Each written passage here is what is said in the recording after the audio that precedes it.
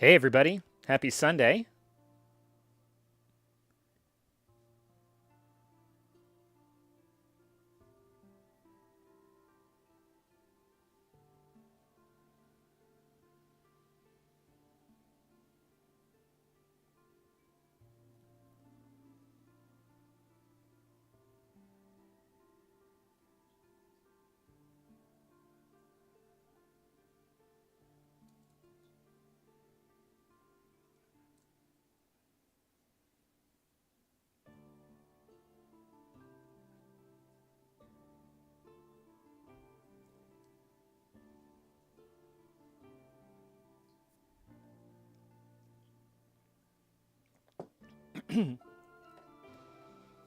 Okay, let's get started here.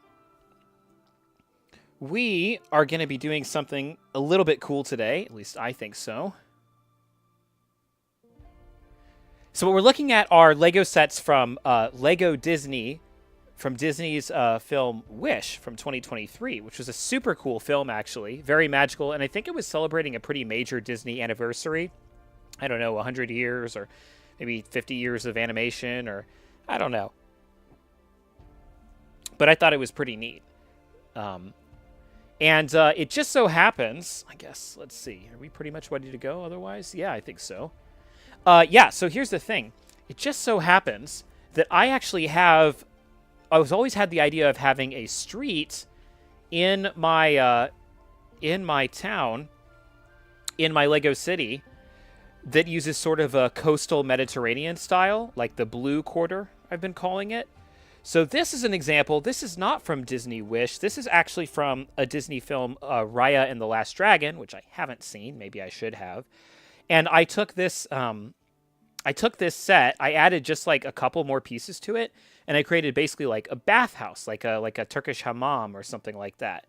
And it's just got this beautiful color scheme of a couple different blues. And I tiled over the water in the basement, and you can kind of relax there. And there's Raya, and there's this woman who seems to be a bit antagonistic to her, but I'm trying to get her to relax in this nice uh, loungy chair here. And you can look at the map, you can look at the plants. So I always thought this was a pretty cool. I should probably add like a foot stop there so that she doesn't always slide off, or make her stand somewhere, which I guess I can do. Maybe that's better. Best not to have things rolling around when you're moving Lego builds about. So we'll just kind of attach her really quickly, which is going to be a little challenging to do without the roof. This is a very like this is a pretty closed off set. Like I often talk about, I don't mind the dollhouse model or so on. Let's just move this whole thing for a second. But in this case, like I had so many pieces and it's just so beautiful that I was able to go ahead and pretty much close off the whole thing. Where does this white tile go? I think this is a connector, so that's okay. So I'm going to plop this villain character here reading the map at the back of the bathhouse. Then let's reattach the roof here, see if I can remember how I did that. So I think it's like this. And then I notice I'm one stud short of a connection here, which seems not optimal. But what I could do is I could take off this 1x2 tile and put this 1x4 tile instead. Yeah, especially if, just fixing an old build here. But, like, it's good. You need to be able to fix your old builds or else they are not working. Slide that piece in there. Reconnect this to the onion dome. Do a flick to connect since I don't want to take off the dome itself and have to reattach it all. There we go. Nice and squared up. And then, if I remember correctly, I think I added like a bedroom up here in the dome too. Put this tile back here, which is I think what its idea was. And now when we reattach this, yeah, so now this 2x4 tile in front actually allows us to connect there. So now we have no loose parts floating around. The set's a little bit more sturdy. And yeah, so this, I really wanted to create a whole street off of this sort of beautiful, like, coastal Mediterranean architecture style, which also gives me the chance to kind of show off a little bit of how my streets and my city are laid out. So this would be in the uptown or midtown section. Probably It could be either, honestly. So Midtown gets about the height of the modular buildings. Downtown is the height of some of the few skyscrapers that we have in Lego. And then Uptown would be anything that's just 2 stories, which this is really just 2 stories, 2 medium stories. But you can see the same convention. So the sidewalk is raised up 2 parts here, which means if I slide a Lego road up to this thing, the road is recessed, which is always what you're going to see if you go outside in like a North American or European city. You're going to see the road is below the level of the sidewalk, because if it was above, cars would be hitting people all the time. Then you have a row of sidewalk. You've got some parking meters, unless this is a no parking area, which this one's not. Most of the places in Uptown are not no parking. You have a trash can on the far right, and then after the sidewalk, you have tiles alternating. So you have a street light, and then no stud, stud, no stud, stud, no stud, stud. It looks like this one's a little bit off, but that's okay. It all works out in the end, because you have these steps, these beautiful steps leading up into the, like, I think we really did a pretty great, this is one of the better custom builds that we've done. So we don't have the city parts in front of us, but as we're building these sets from Disney's Wish, we're going to keep in mind sort of what the conventions of the city look like. And as you can see when you're looking here, you'll notice pretty quickly that there is the profile here. It's only 16 deep. So this is my issue with the modulars. They're 32 deep, and I'm 16 deep. So when you add a road, you're taking up exactly 1 square, 32 by 32 square. So it's 16 deep, and then either 16 wide or 24 wide. So this one, or 32 wide. So this one is 32 wide. It's exactly the length of a base plate. I don't have a base plate right on me right now until I sort some of my loose pieces. But that's sort of the conventions we're working with. So as we make each of these, they're going to fit onto a grid that's 16 deep and either 16 wide or 32 wide here in the city. So let's get to it for right now. So we have a warm-up build, which is this very, very small thing. I don't think I'm even going to get 16 studs out of this unless I really recess it pretty far back. And then we have our primary build, Magnifico's Castle, which should still only take us an hour. And then we have Asha's Cottage, which does not go in the city. This goes in the forest or in the residential area or something like that. I think this one I can probably put... It's a cottage. It's a cottage. I would love to set this in the same area where I have Snow White and the 7 Dwarves, but I actually haven't decided if that is a forest build, which is not on a grid, or a residential build, which is on a grid, although a slightly different grid. It's 24 deep instead of 16 deep. And that's a decision for later, but I figure if I'm making the other 2 wish sets, I might as well make that one too. So we'll get warmed up with Asha in the city of Rosas, and then we'll come back to King Magnifico's castle. And we'll just kind of start seeing how it all possibly fits together into a nice blue city street. So we'll set aside Magnifico for a second, and let's go ahead and we'll be right back. Let me grab my box cutter and we'll get going here.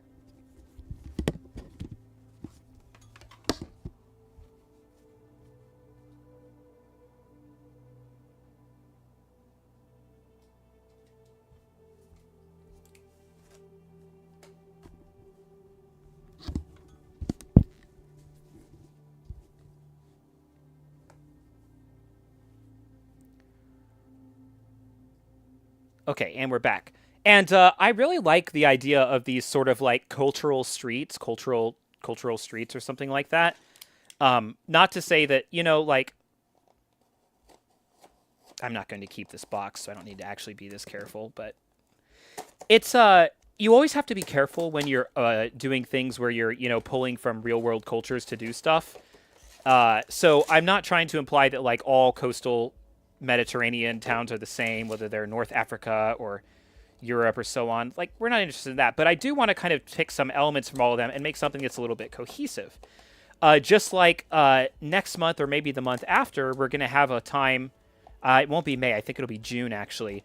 We're going to have a stream where we work on another set of related buildings, and that one's going to be like a French Quarter, a Quartier Français.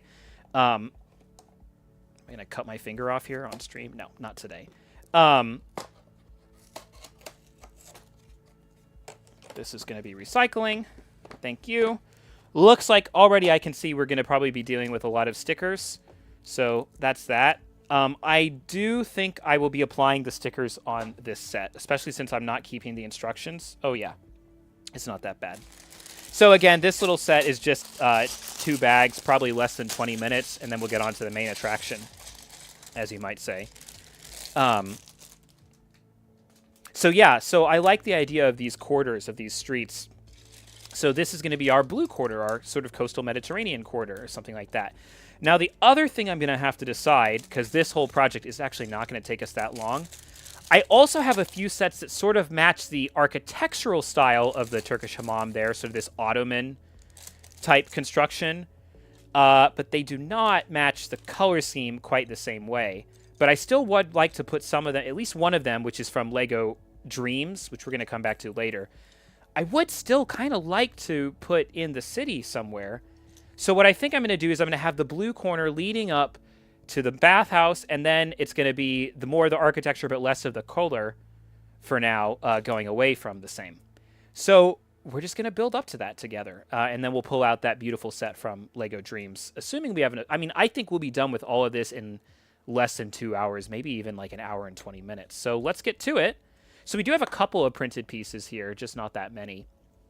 So the first thing we want to figure out is I want to look at this image here. So now we're in city building. We're in gridded building. And I don't know that we've done anything on stream yet that's actually aligned to the grid. So the very first thing I want to figure out is what's the grid that I'm working with. So this is 2, 4, 6, 8. And this is 2, 4, 6, 8, 10. So I already know I need to shave 2 studs off of however they're going to want us to build this build, which is going to be kind of interesting. And then we have 2, 4, 6, 8, 10 again. So 10 by 10 is a little challenging, but what we can do is it can be, so here we have a 16. Let me find a nice 16 by 16 plate. I should be able to find one. Not there. Not there, but I can use this piece just for demonstrative purposes. So here's 16, and then here's 16. We'll recess this, so we'll set it back there, which means in front we would have 6 more studs worth, which is something that we can try to remember as we go forward.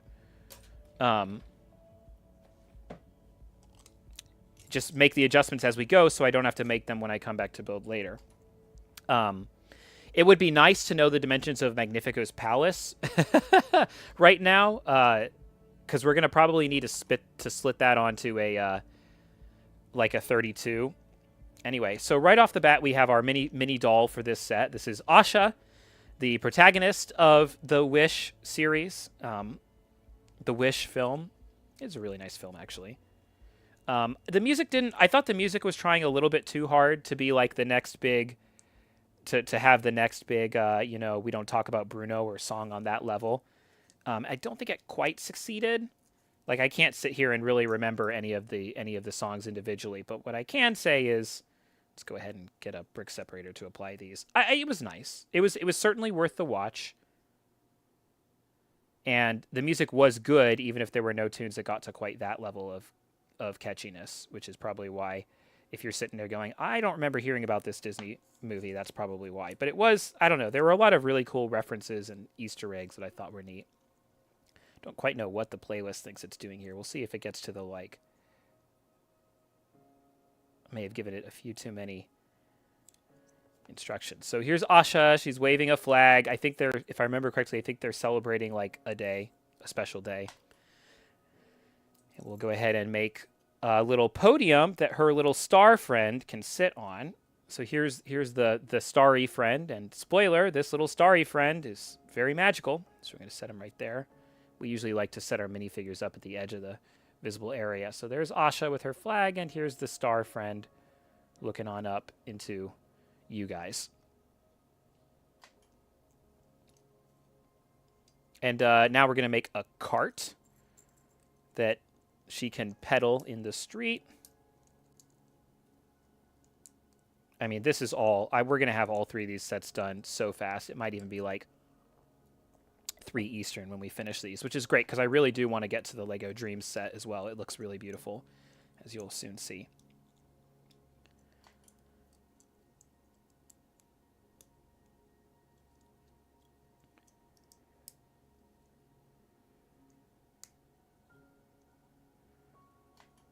And I guess we're not building anything that we're going to put in the cart. Okay, so right off the bat, here's our challenge for our warm-up build here. So again, they want us to set this sideways, but we know that we need to shave 2 studs off of this build. And it looks like we're going to be shaving those studs off on the right, because we can't edit these arches, but it looks like there might be a gap of about 2 that we can work with here. So I'm going to set this sideways, and we're just going to kind of get to work here.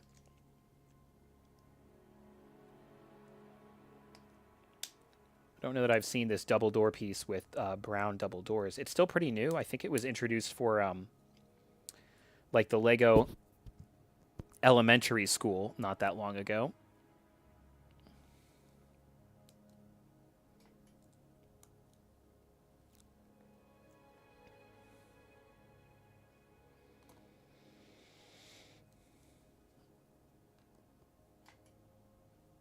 And unfortunately, I'm going to have to keep checking for reference where we're at.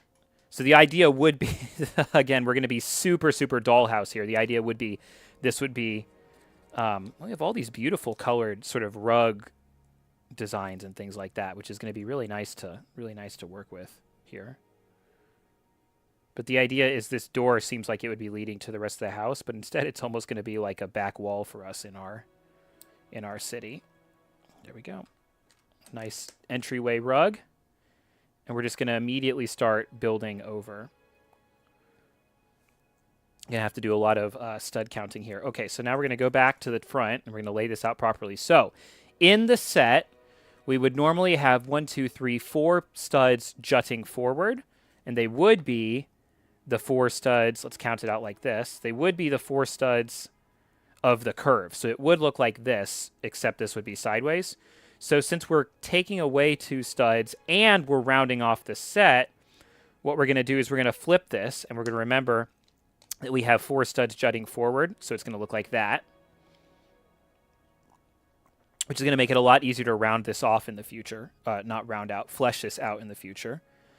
And this is roughly how we're going to start building the set there. It also, we can see that we have at least 1 superfluous stud, which we might need to use in a second here, because now we need to go over here and we need to put this slope brick. And we literally can't put this slope brick unless we get rid of the superfluous stud. So now we're saying we have 3 studs jutting forward. So we're just going to take Asha and use her to temporarily connect these until we're able to more permanently connect them. Place our slope brick right there, and we keep building as if no one is none the wiser. So there's where we would have attached this, but now we're attaching it in a slightly different manner. And we can get back to just zooming through this tiny little set. Place our beautiful wall piece. Place some wares for sale.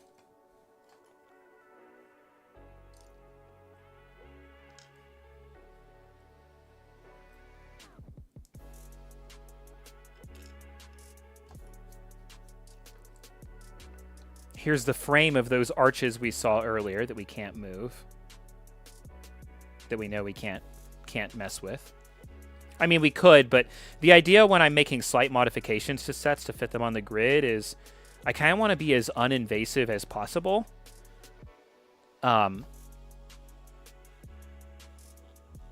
Because the less invasive you are, the less work it actually is, and the less you spend on parts to flesh things out. Already getting to the top of the build here.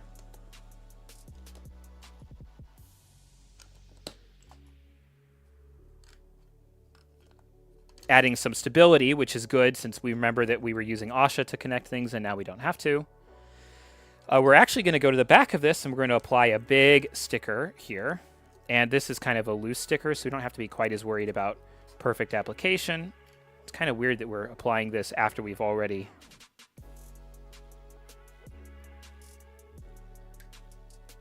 Seems reasonably straight.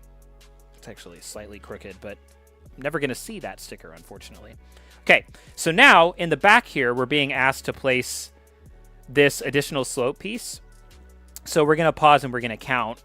We know that this is recessed. Where's our little measuring stick? There it is. And we can go, so we want to go as far back as we can, really, with the set here. So right now, we have, it looks like 6. It looks like we could have as much as 6. But we know that we need at least 3. So again, 3, so sidewalk plus 2x2 jumpers and tiles. So we need at least 3. Which looks like this, 1, 2, 3. And that leaves us with just 3 studs to work with back here. And then we also know that optimally, I really prefer having not just 1 layer of 2x2 tiles and jumpers up here, but in fact 2 layers, which would mean we need 5. So now that leaves us with just a single stud back there, which we're actually already using on this side, which is great. So we don't know that we're going to actually use this piece as intended quite yet. So we're just going to kind of skip right through this step. We're going to see, okay, what did they want us to put here? They wanted us to put these little cones and a nice little round plate.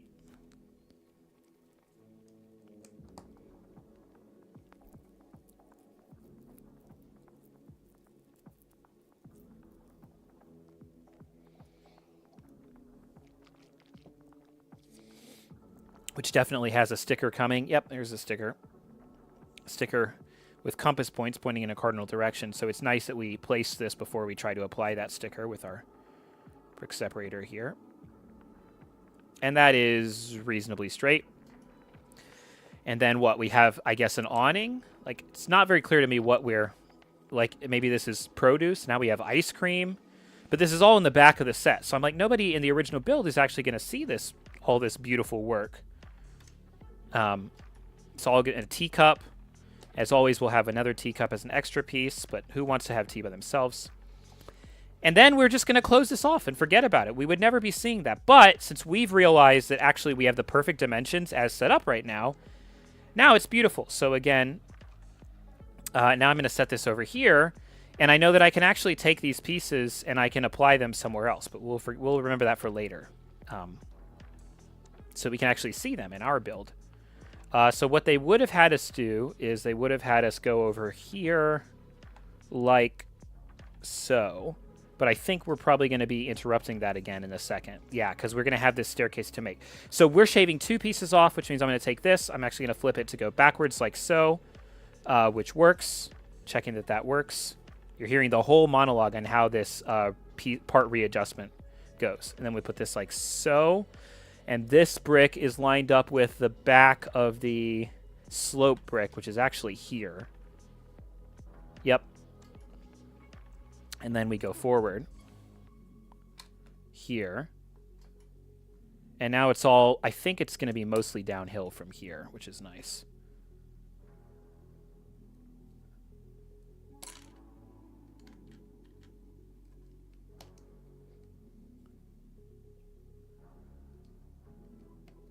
I'm going to stack these. Again, constantly making these tiny little adjustments.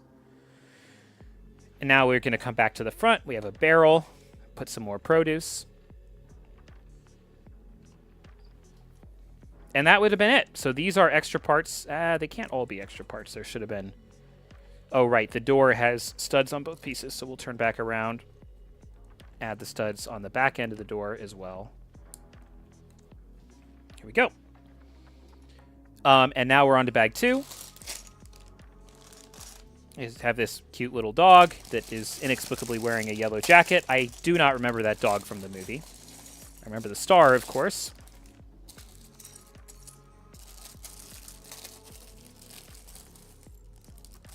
And we just love, as we start to pour this set, we can see matching color pieces here. We can just see that, yeah, this idea... Oh, this is a brick-built... This is a new... I have not seen this staircase piece before. And then I'm very happy to see that these 1x1 white tiles are actually tiled with that design. Those are not going to be tiny stickers. So we'll just keep going here. Second to last sticker. Again, all these beautiful, beautiful rugs.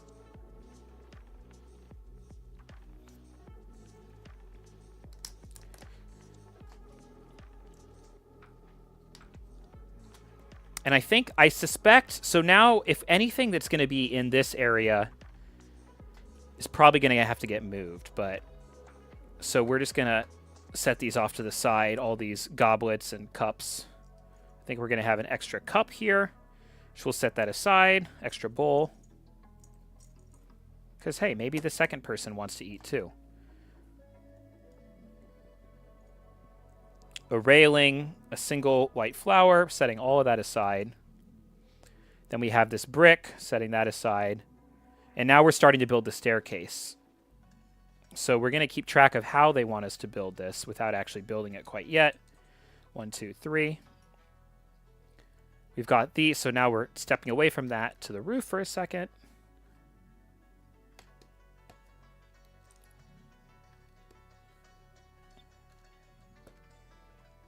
It's funny to use a whole... Okay. So, we almost made it.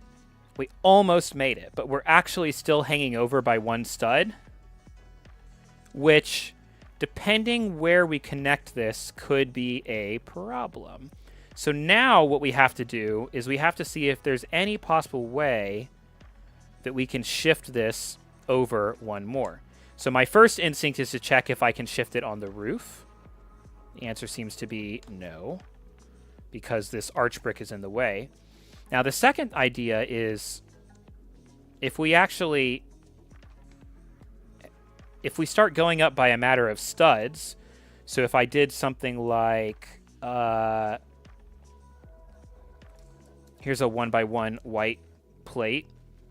So if I did something like that, now we've got it. So this is what we're going to have to build up toward.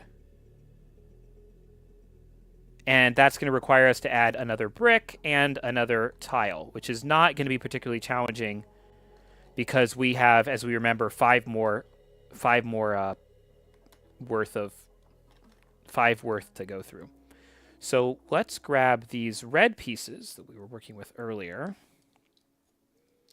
And just for knowing, this is just a matter of knowing sort of where we are in the design so far. So that looks like roughly where our staircase is going to end right there. And then we'll elevate it by 1. So we'll put those there. And we will keep going with the general outline of sort of what we're working towards here. So now, this is actually very convenient. They wanted us to place this 4x6, which means that we can actually use that to our advantage. So let's go ahead and put away this piece that we borrowed from the extra parts. We'll pull up these two. And we're just modifying. We're just modifying as we go. And it's all working out so far.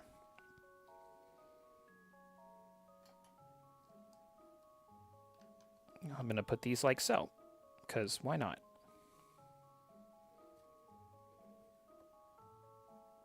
Or actually, what I can do...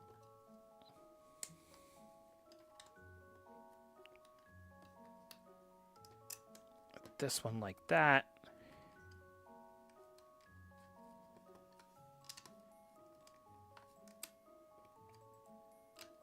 So now I've got sort of a squared construction. And this here is not really a problem yet.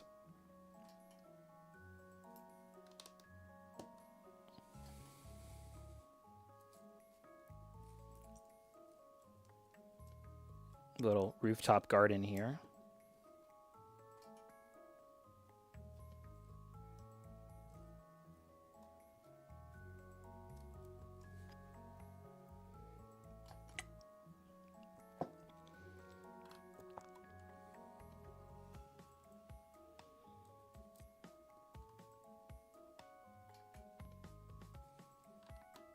Railing, which now is hiding the fact that we've elevated the staircase rather nicely, I would say. Experiencing very little disruption. I mean, sometimes it works out, sometimes it's not, doesn't work out quite as well, but... Okay, so now we're going to start working on those arches that were the reason we couldn't move anything earlier. So here's the key moment. Can I slip this under the stairs or not? So we'll put one here. Put one here. And there's the answer. We are in business.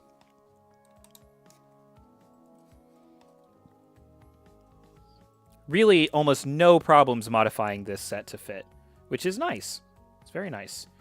Use these nice tiles here. That's a nice printed piece that I'm going to have an extra of, so we'll set that extra over with our extra printed pieces. Slot the last one right in there.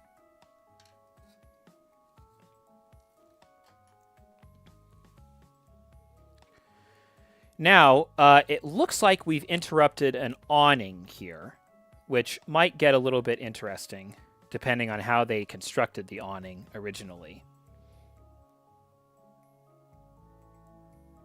So I might actually make this work very different. So we're going to build this.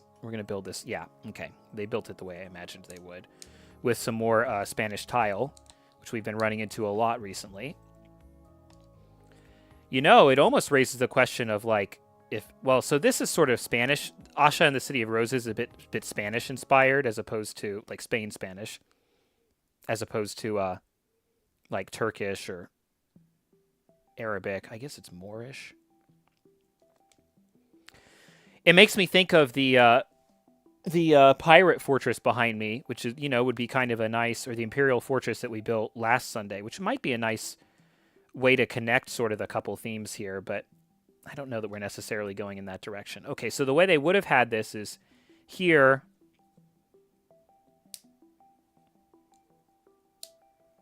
Sliding down. But I think what we're going to do instead is we're going to connect it here. Sliding over. Which is going to work just as well. Again, it doesn't always work perfectly, but sometimes it just kind of works out. So now what we can do is this ivy that they're having us build, we can build that with those white flowers again.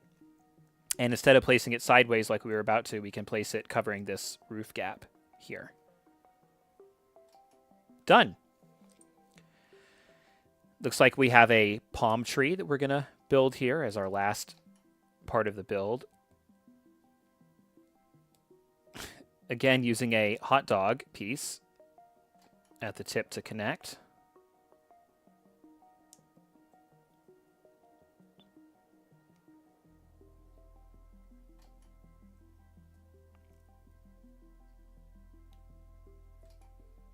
Very lively palm. And because of our adjustments, this doesn't explicitly require movement into...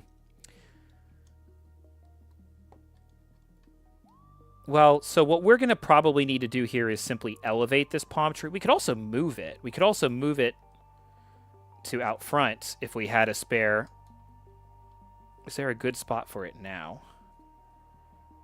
Can't do there. Can't do there. We're looking for a 1x1 that we can move. None of that works perfectly. The question is, in my final build, where am I going to want the palm tree? I kind of like it back here, actually. I kind of like it giving shade to the stairs, but we're just going to need 2 more of these pieces here. Actually, wait, actually we don't. I missed one when I was building it there. So actually, even here it's tolerable. We're going to want to add 1 more. So I'll take this extra pin, make sure that that gets stored in the set.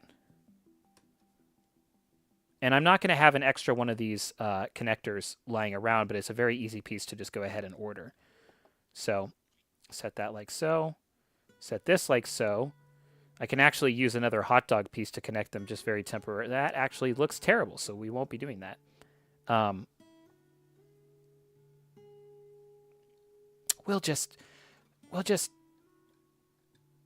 just going to leave it for right now. That's fine. It's fine. Nobody's going to notice in the time that it'll take to order that piece.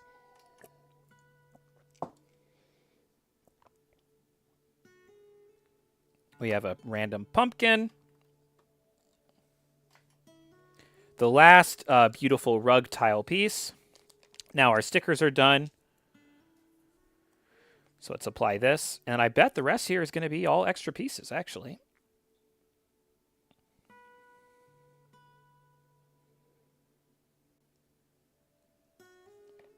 we can place that down. So I think we're just about done. Yeah, clear bottle, glass bottle, and the rest is extra pieces.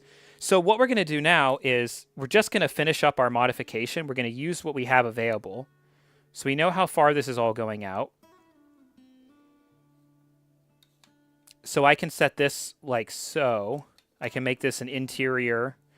But what I think I'm going to do, since this is kind of a troublesome curved piece, is recognizing that I'm going to have to come back. Let's see what else can be under the staircase. So under the staircase, I'm going to put those two, I'm going to allocate those two reddish bricks. This can be where ultimately, let's take this away for a second, all these goblets and plates. So goblet. I don't know why there's random bottles out on the sidewalk in this beautiful city, but plates, goblets, beer bottles, clear bottles. Placing all of that, and then we'll start placing down our bowls. Bowl number 1, bowl number 2. That's not going to work because we still need to elevate those. So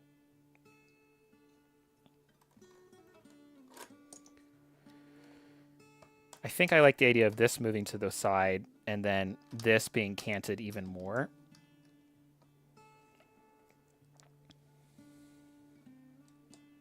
And then we can have these bowls like almost like they're pottery for sale. So I can put one there and one there. You can't even see what I'm doing here, but kind of put it like that.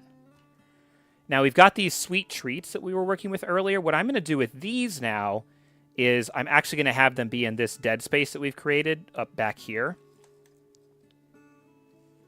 And then similarly, this nice rug we'll put with all these other nice rugs that they seem to be selling around these parts. There it goes.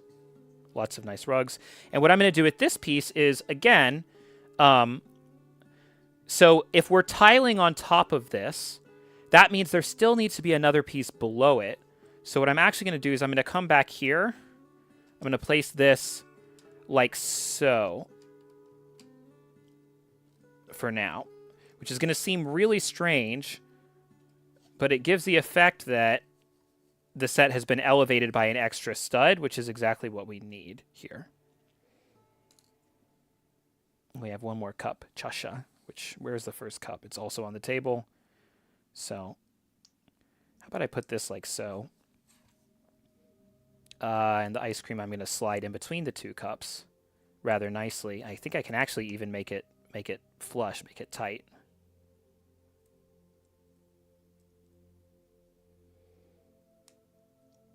With a little bit of difficulty. Yeah, that's not even going to go anywhere if I put it upside down, which is nice. So there's a few pieces I'd have to order for this, and then I'll start tiling it off a bit. But that's basically how we do it. And basically, we know that this now, with a few more parts ordered, will even fit on the 16 by 16 grid. So let's move this to the side, slide this in right here. And it basically, I mean, that is just beautiful. It, like, you can kind of start to get a feel for what the ultimate design looks like, and you see the overlap between the different color schemas there. And it's really kind of nice. Plus, we've shaded both the place where people are selling things, and we're going to ultimately shade the walkway up there with this tree. Sure, there's a few parts to order, but not that bad, right? Put this right here. And that's kind of what it would look like.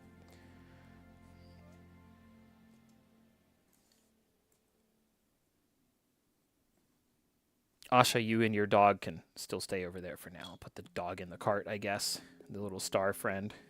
Here. And just like that, we're done with the first set. We have an idea of how this blue and white color scheme is very, very contiguous. And we're going to move right on to Magnifico's castle, which should only take us about an hour, and we'll be right back.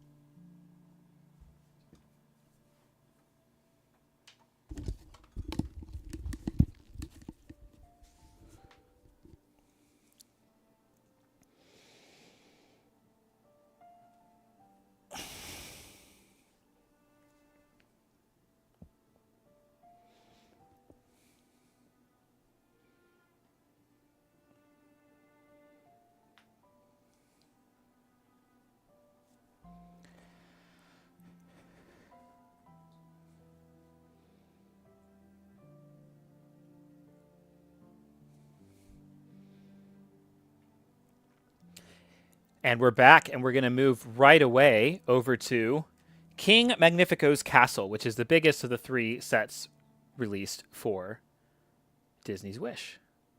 We can get right over there.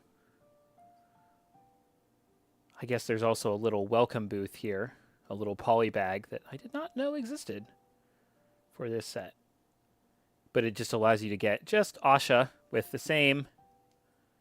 all the same print, facial expression, and Star in the same way. And I can see it also reuses this nice little white tile that we were talking about earlier. But I don't think there's any need for us to add that, especially since it's got the pink color scheme instead of sort of the blue. So we are going to King Magnifico's Castle, and we're heading straight to the instructions. Looks like they're split up into a couple different sections, which is kind of annoying. Just make it a little bit more challenging for us to kind of know what's going on at any given point. It might be that we're actually building this castle from the top down. So let's find out together. And once we get to the base layer, we'll adjust it, make sure it fits on a 32 by 32, and we'll go from there. All right, fun.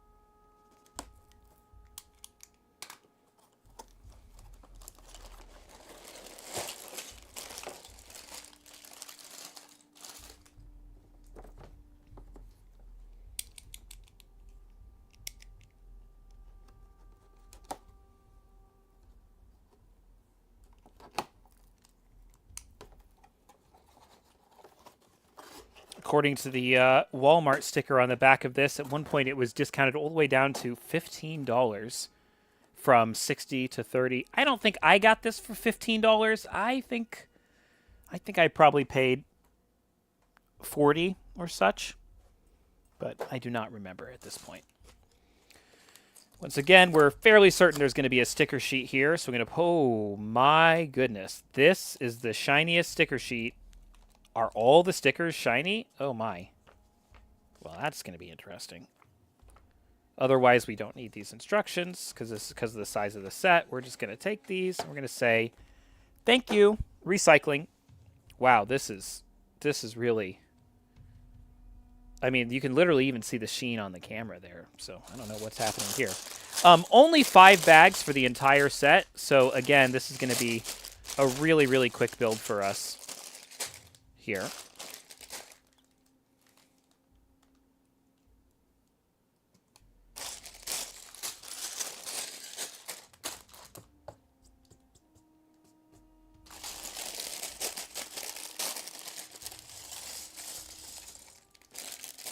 So we'll get right to it.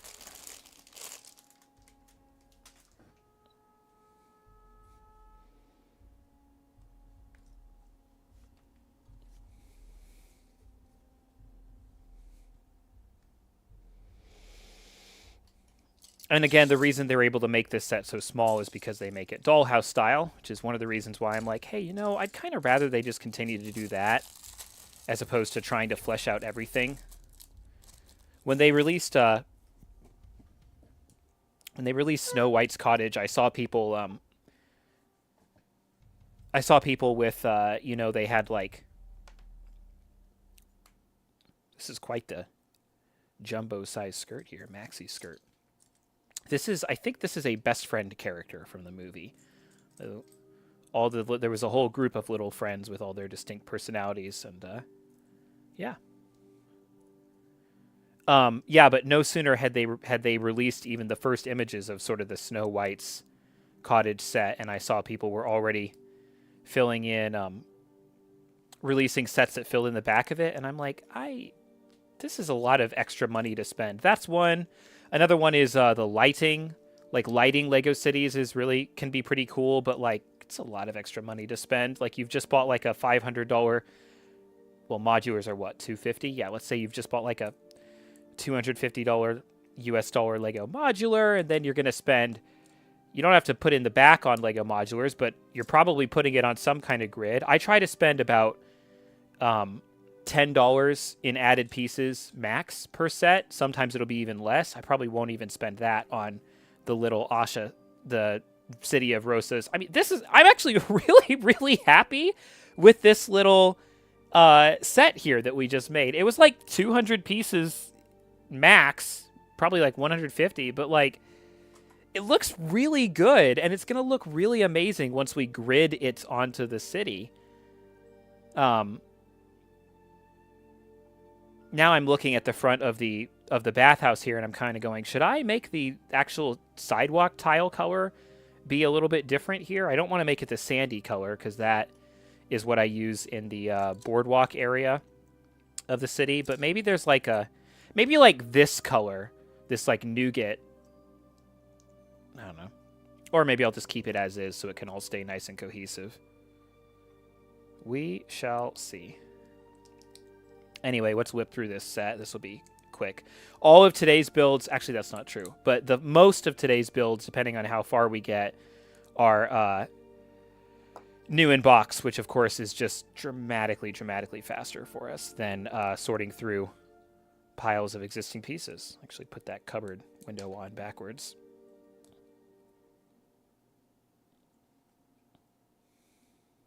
I think we can be done with this set in 40 minutes max.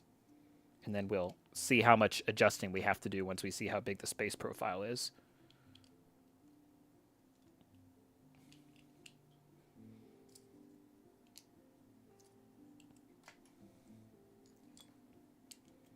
And how much work the stickers are.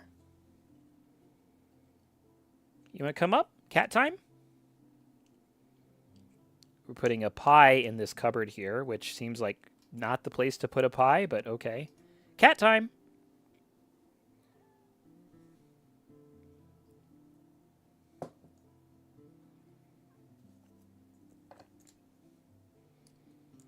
Yeah, I don't think they can hear you. You're going to have to speak up a little bit. Whoop, coming closer. Coming closer. There we go. We love cat time.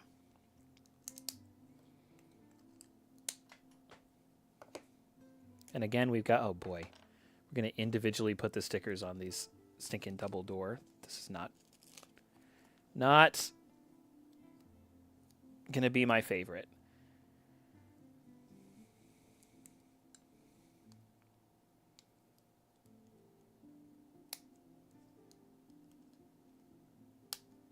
She's just sitting here nuzzling me.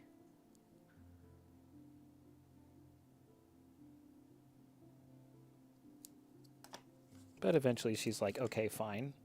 I'm not going to look at you and give you the satisfaction of seeing my beautiful cat face. But I will keep you company. But it's only because I'm bored. It's not like I like you or anything, Baka. Right? Mm-hmm. She's doing what I like to affectionately call no talk, me Angie.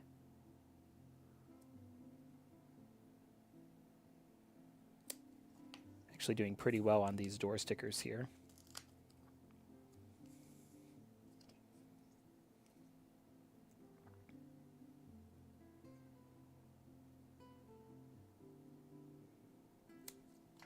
There we go.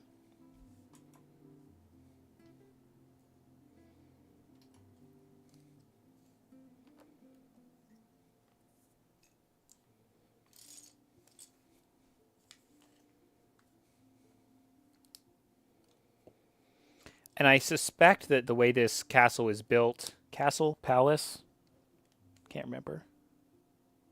The chateau, castle. I suspect that it's going to be a little bit almost modular in nature. In the original sense of modular, like we're going to be able to kind of move it around, change up slightly how things. Yeah, and again with these Technic pins that we're building on the side here, I think that's very likely, which is nice. That was exactly how the El Dorado Fortress was that we built over the last weekend. And it's useful to be able to sort of slightly move the way that builds are connected in a way that best sort of fits your city, your diorama, etc.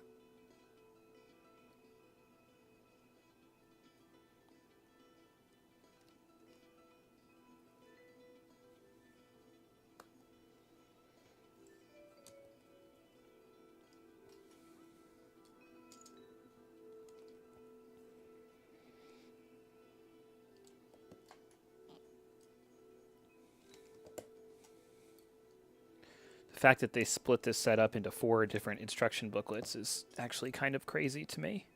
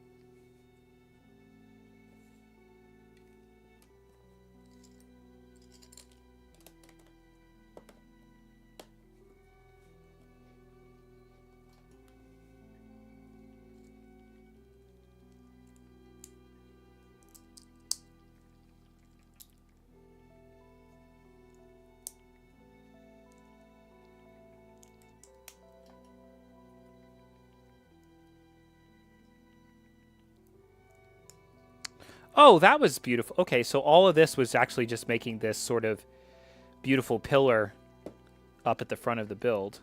It's nice.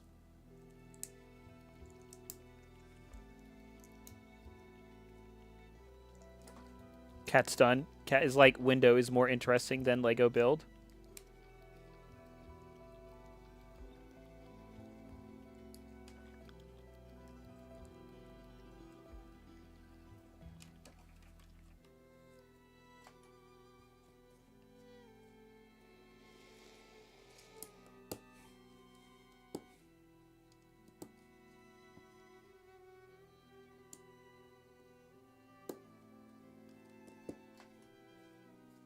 I'm kind of surprised that that's all that we made in that bag.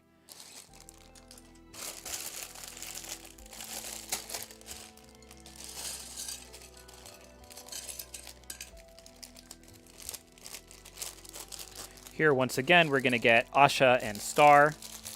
Again, a very bizarre mix of printed pieces and stickers in these sets that I don't quite know what to make of. But okay.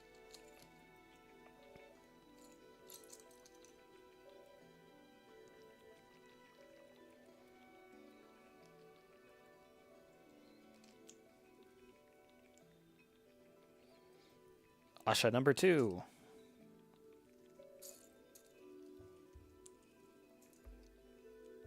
Wishing Star number 2.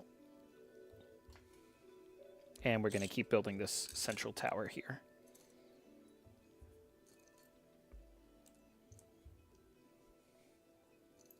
Again, I just find this color scheme of white, tan, and teal to just be so, so pleasing. Like, I'm already... Honestly, if our only build today had been that little set, Asha and the City of Rosas, I would have been thrilled. I could even almost see myself getting a second one and mirror building it to take up more space in the city. It's got just like a perfect little profile. It's very nice. High ranks, high remarks. And I always love that feeling of being really, really tickled by a set. Like, really like, oh, that was so nice what they did there.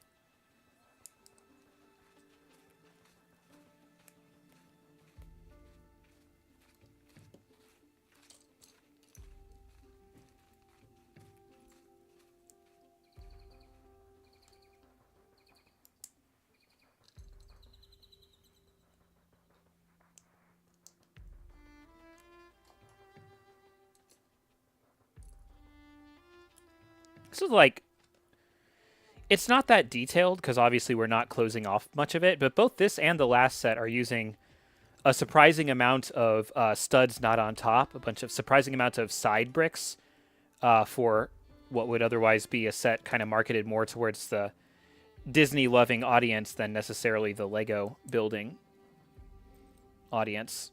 But hey, why not, right?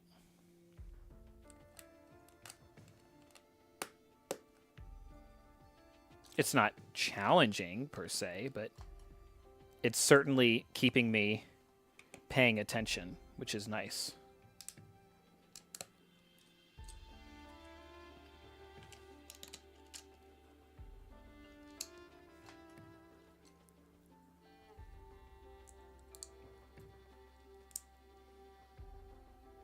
Here's our favorite new tile again, which is actually really nice because that means we're going to have 2 of this as an extra piece. And we could even put 2 of them just kind of on the Turkish bathhouse build that we have here, which really would help kind of tie together the whole street, you know, to see the same design repeated a couple of times.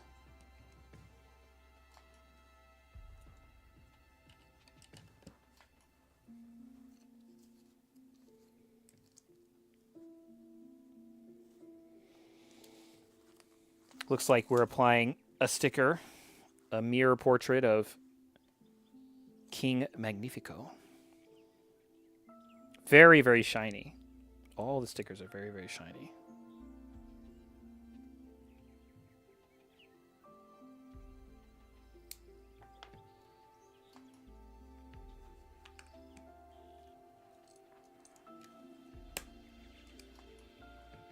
Now we have a candelabra.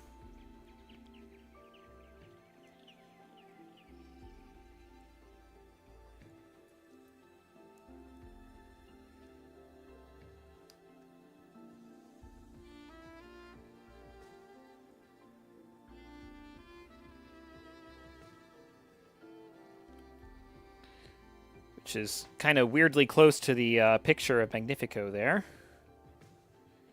I'd be a bit worried about catching fire if I was the interior designer or decorator here, but I'm not. Now we have these metallic magical bookshelves. And again, the fact that there's 2 of these, I'm like, that could have been a sticker. Could have been a printed piece. 1.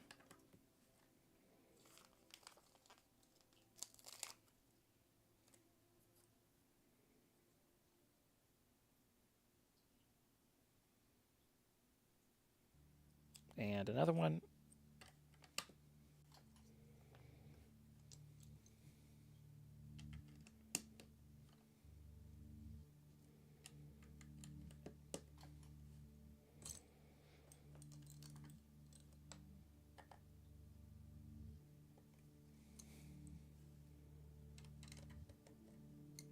Reasonably sturdy, too.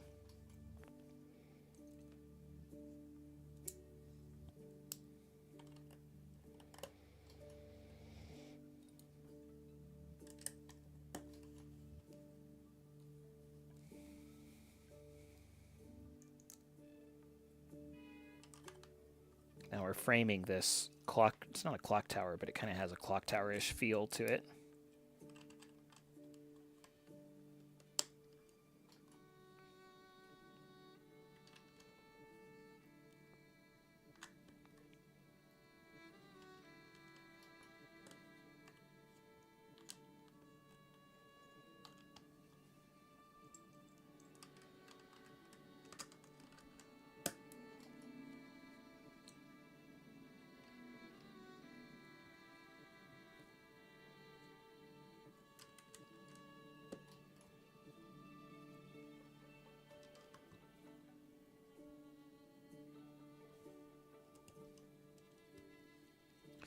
And we can see that we are swiftly starting to expand the space portfolio of the build.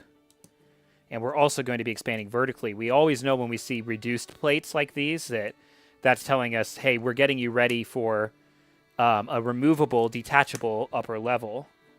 And we're just going to have to kind of look at this together and see.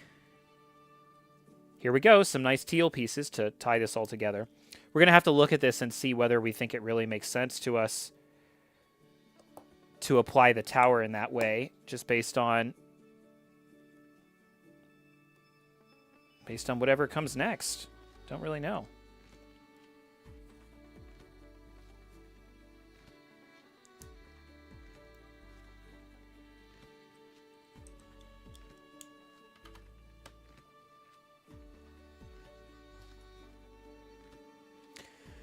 Okay, take our extra design, put our extra pieces away.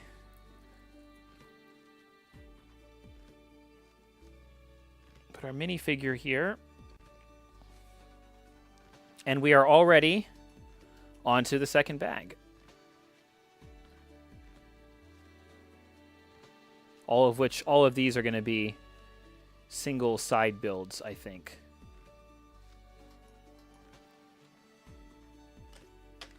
And when we finish this, actually, we're going to skip all the way to the end here so we can start thinking about what is the space profile of this building. Okay, so this is one side. So whatever we do here, it's a simple formula. So the core of this build right here is actually 10 wide, 6, 7, 8, 9, 10.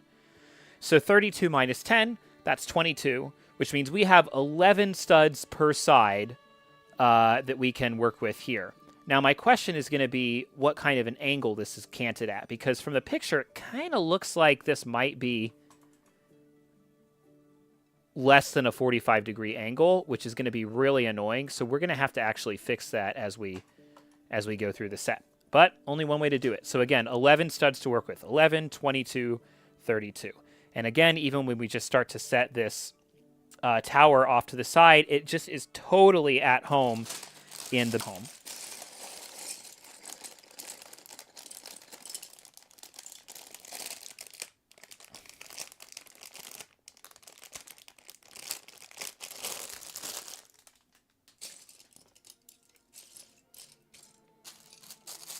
Now this bag 3 is a bit more of a plump, fluffy bag. I guess we're going to do the same thing twice here. I don't know that we're necessarily recreating any scenes from the movie so much as just... This might be an example of where LEGO had to get to work building the castle well before they actually saw the source material. So we'll see. We will find out together.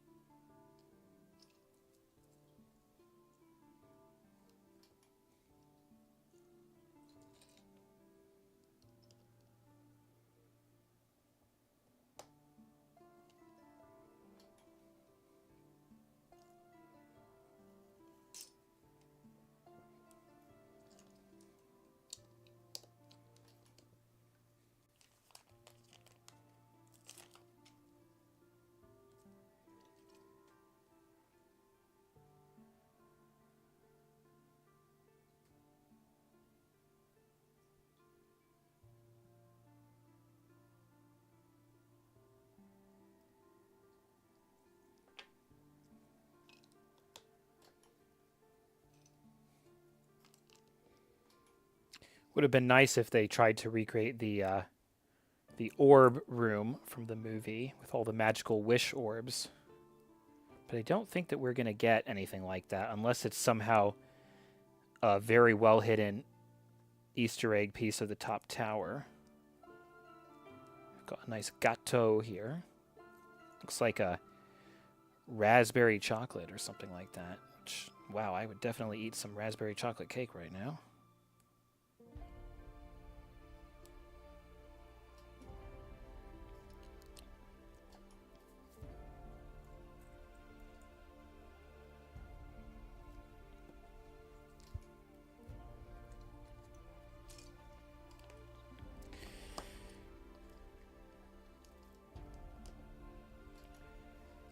And again, we're not really worried about the space profile quite yet because we haven't...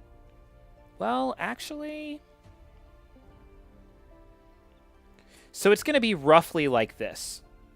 But it's kind of hard to tell. All right, it's time to figure this out. So we want to lock this in briefly. This would be something like that. We're just counting right now. We're just counting studs. Something like that. And then something like that.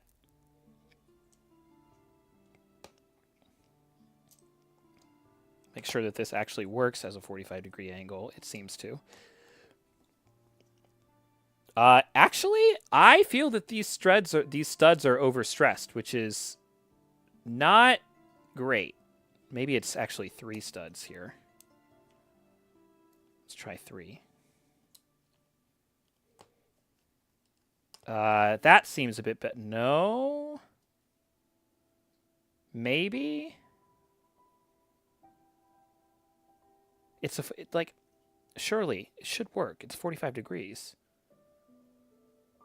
Oof, I have questions. Okay, well, let's count anyway. So we've got 2, 8, 9, 10, 11, 12, 13. We're 14 wide right now, which means we're going to need to cut 3 studs off of the far side, which is going to be an absolute nuisance.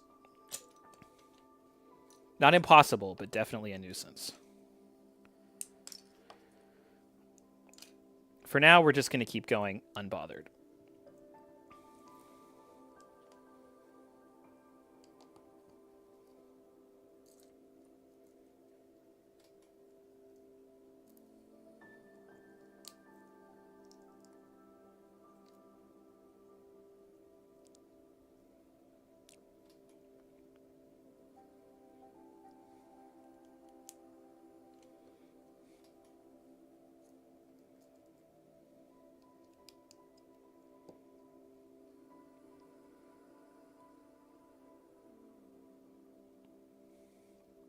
Now, if this is actually 45 degrees, let's find out. It kind of looks like I would be able to do something like this. And then I'd have to use a jumper and another plate. We're just testing. We're just testing. And do something like this. It does not quite work, which is very suspicious. So what that means is I'm going to not apply this rounded plate the way that they want me to, because I'm not confident about the angle here. It might have been 45 degrees. It's hard to tell with Lego sometimes. Oof. I'm swiftly starting to fear that finishing this set, getting the extra pieces for this set, might be a bit of a chore to grid this.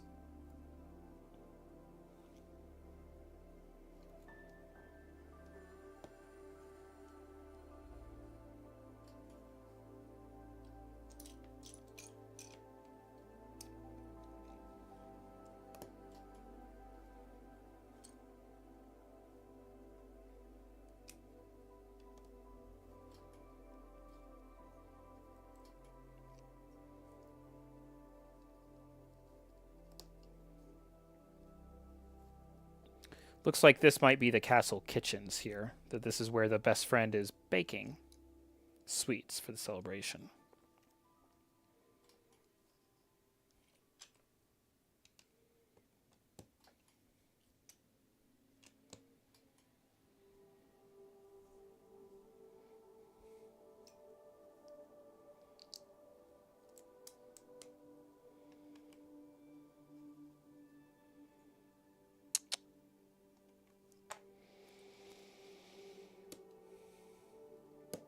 Do we risk it?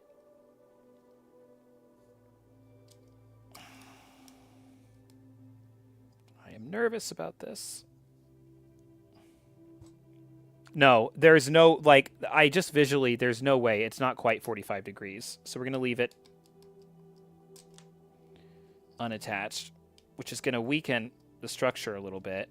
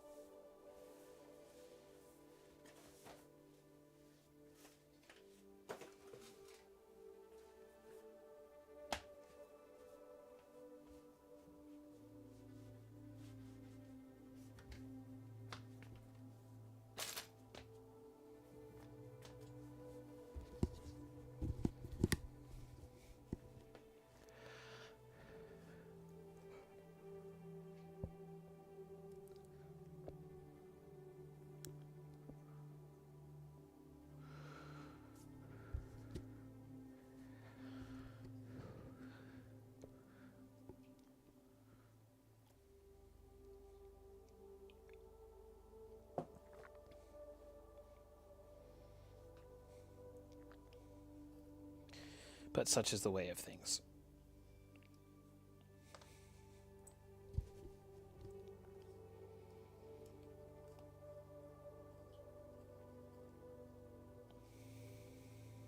We'll do it like this instead. Then we can still swivel.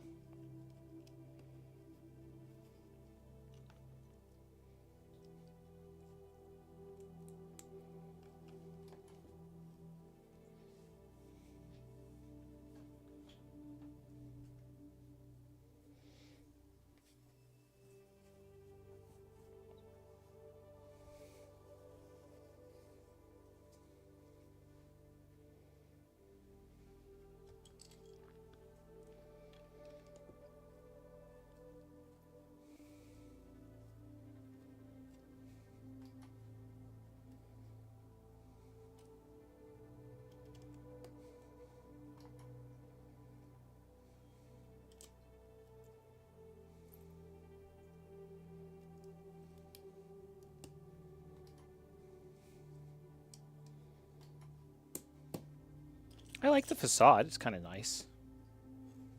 Going this way.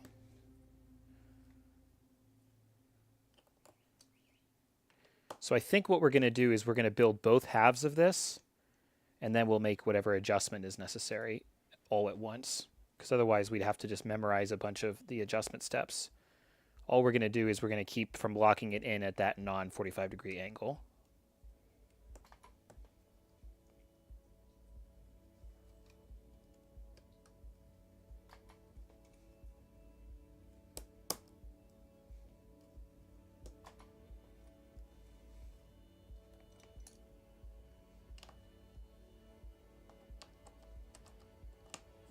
Never seen a barrel in that sandy blue color before.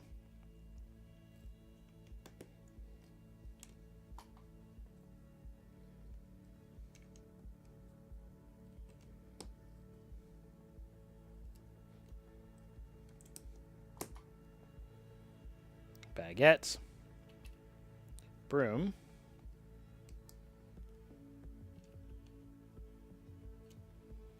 It's a good broom piece. Not sure that I've used that very often either.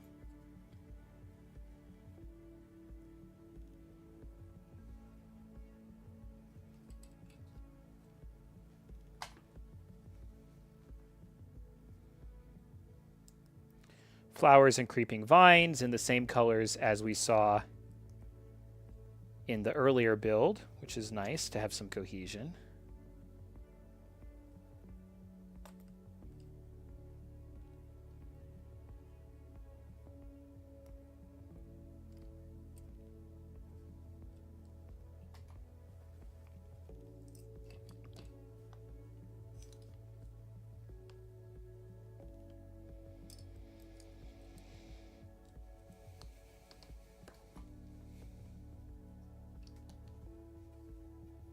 Maybe a potion workshop here, something like that.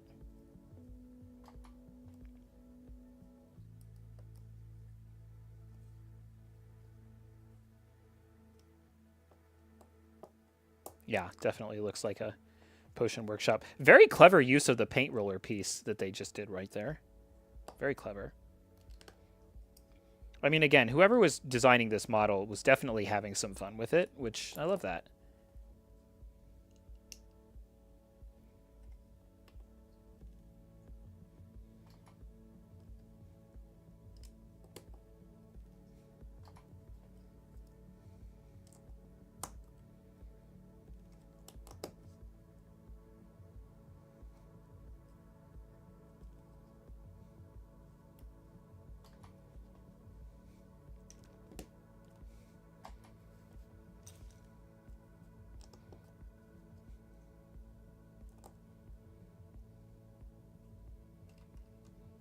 Then we have all these domed arches, which really kind of give the building its distinct style there. More blue color, almost like water flowing off of it, and a ton of extra pieces. Then I think they're going to move us right on to bag instruction 3, bag 4.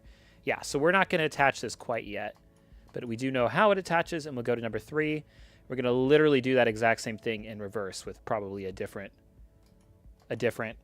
design up top, but it's going to look basically the same. Again, kind of strange, but again, they with these sets that are geared more towards like families and children and stuff, they like to keep it. They like to break it up, so you could actually have multiple people working on these instructions all at once.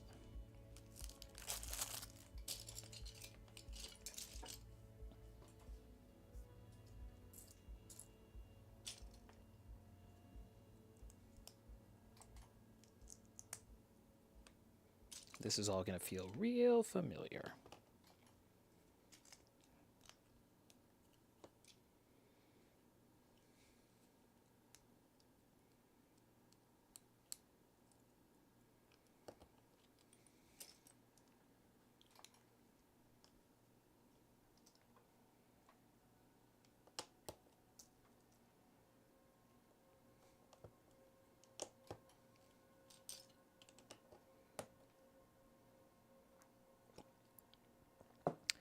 Someone is thinking about getting up to mischief, but I'm trying to watch out of the corner of my eye.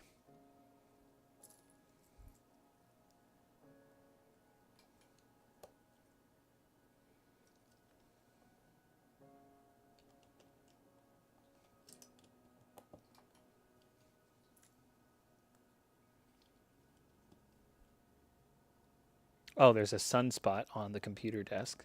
So she's like, I will be laying in this sunspot.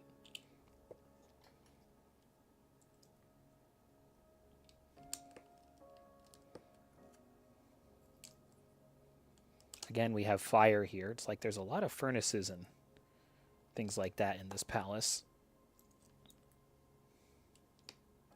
But I think this is more like a warm yourself off fireplace.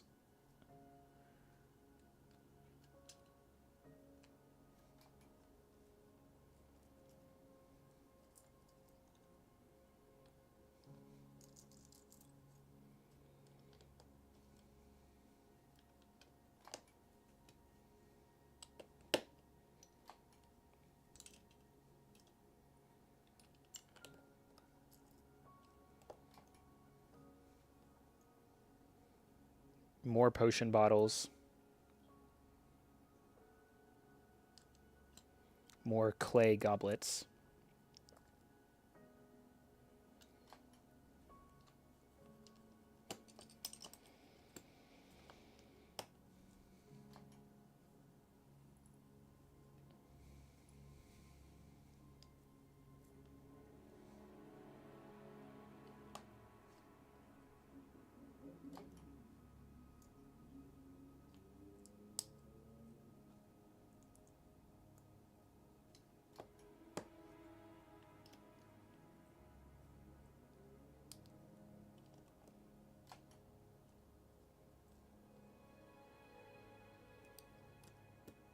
Going to be a little bit harder to ignore this piece this time, but what we can do is put them like this.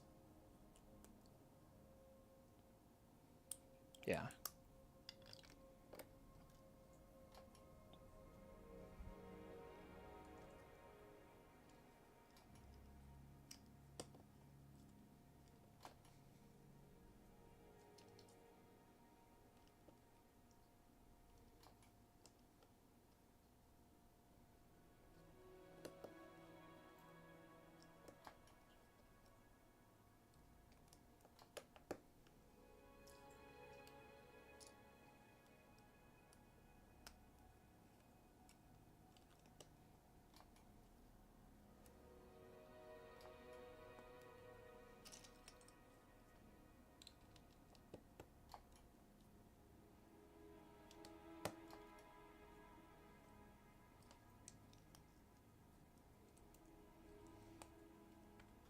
There we go.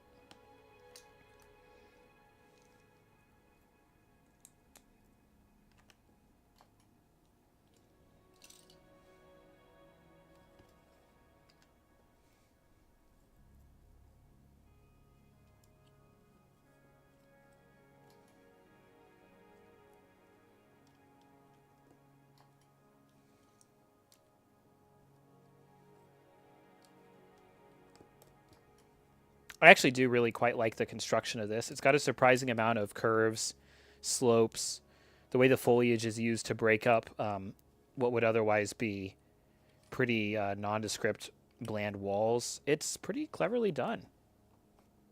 It's pretty cleverly done.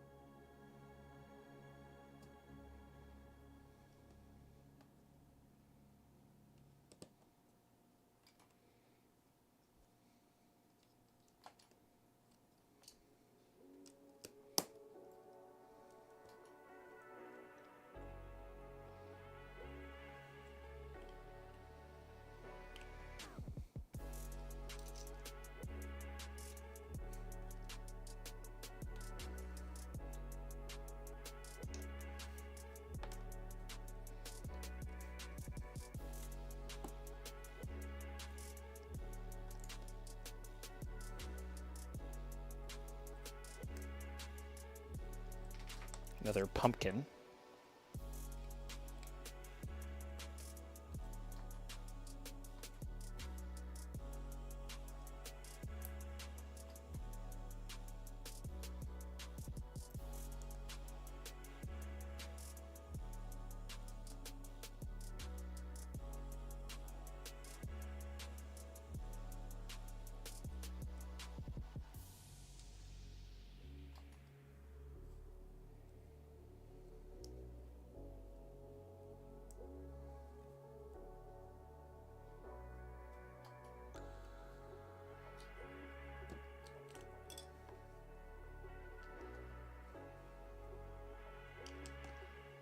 We once again build up the second layer here.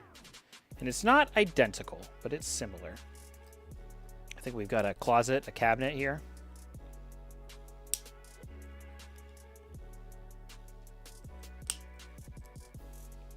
With a sticker, a mirror sticker.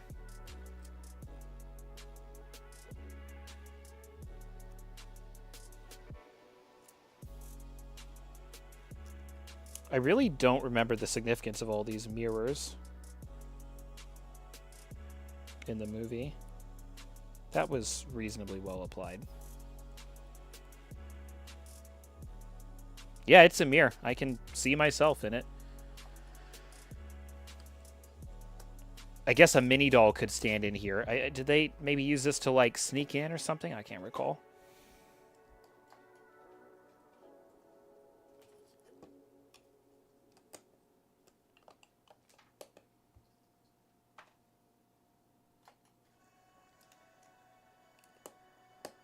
Hey, don't eat that. Those are head buds. They're not for eating.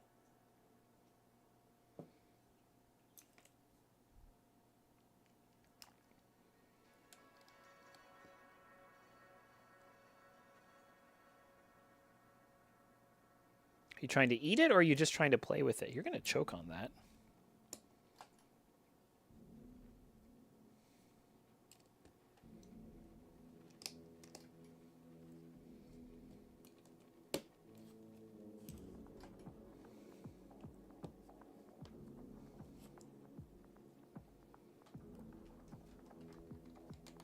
I think we're just playing.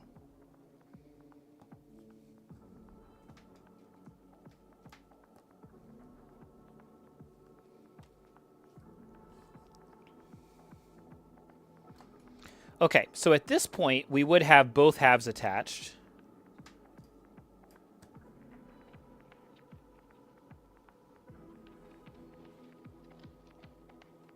And this is where we can start to consider shrinking the space profile a bit.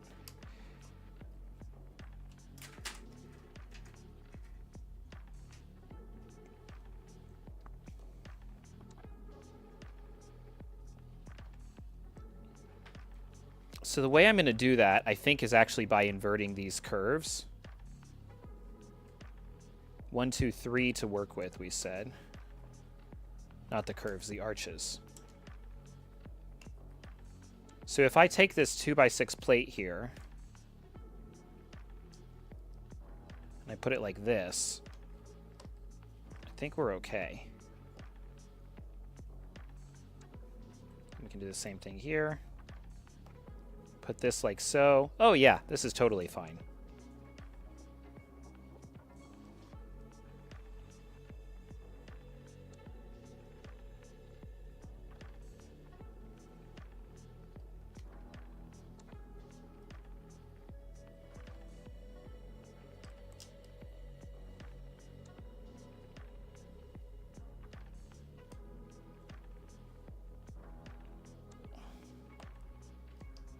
Probably want to do that then, and that.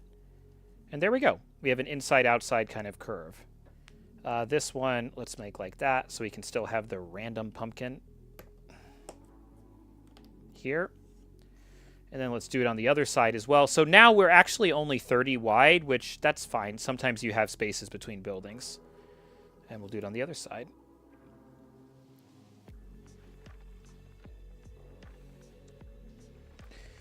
Attach this here. Come over here.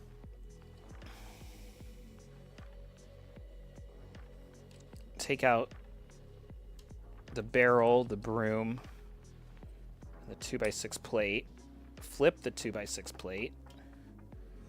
Pull up this. Flip this like so. Plop the barrel and the baguette back in. Oh, can't do it like that, but we can if we do this, which is what we did before. Barrel and baguette go back in. Broomstick goes back in, I think. Yep, broomstick goes back in. Interior here. Exterior there. Easy peasy lemon squeezy. And we have a 30 wide build, which is less than 32, meaning it'll fit on the grid with significant modification and tiling underneath. And I have one extra piece left over that's a set, not a set extra piece. So with that, we feel comfortable to go on to the final bag, which is Magnifico's tower and maybe, or maybe not, the orbs of power. Separate from the rings of power.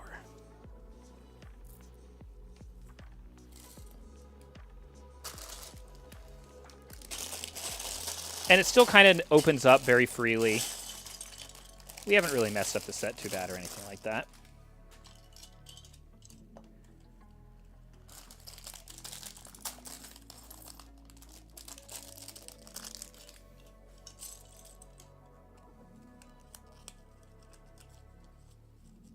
Beautiful, beautiful cape here.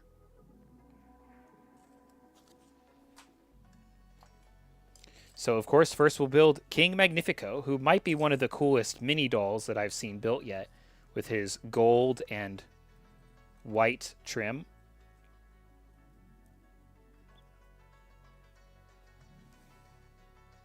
His kind and a handsome face. There we go.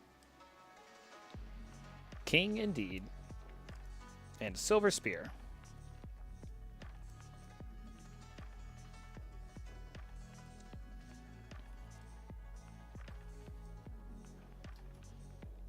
And then we start building this tower.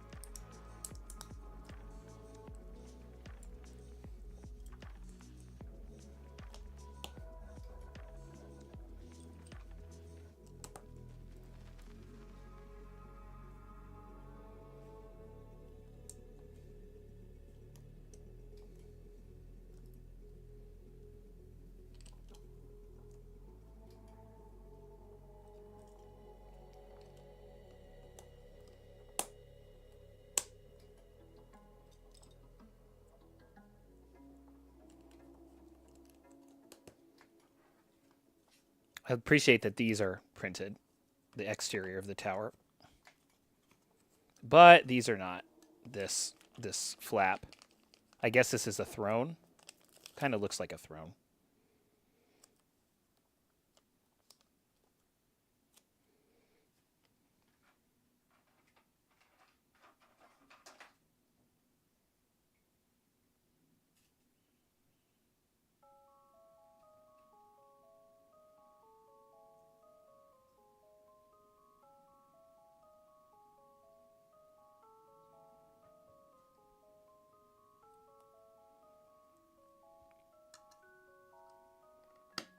very shiny.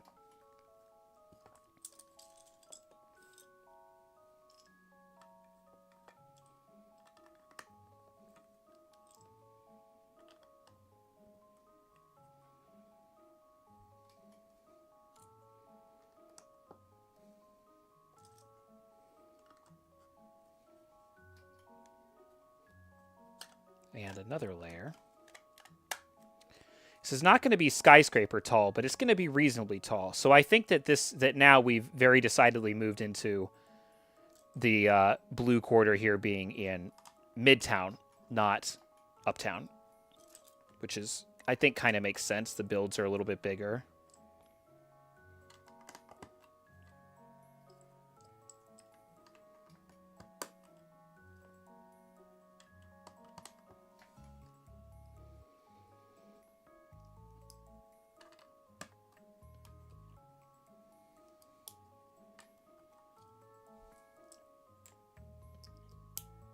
Wait a second. Oh, I just realized something, but I'm going to keep it a surprise.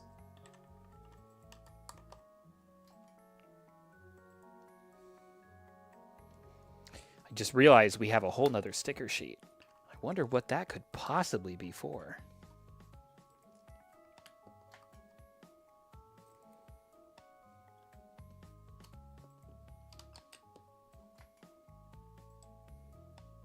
Oh, and here we have some nice blue orbs. 3 of them at least. 3 blue wish orbs that have come down. Now we're going to do something 3 times in a row.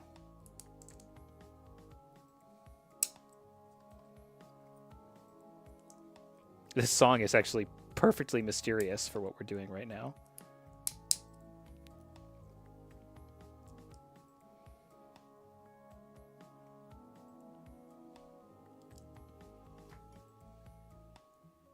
Oh no, a sticker. No.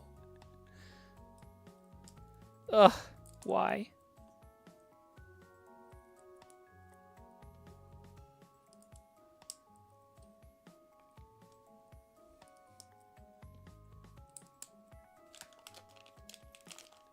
Everything is all mirrors, reflecting mirrors. I've rarely seen mirror sticker pieces, so to see so many of them in this set is really something.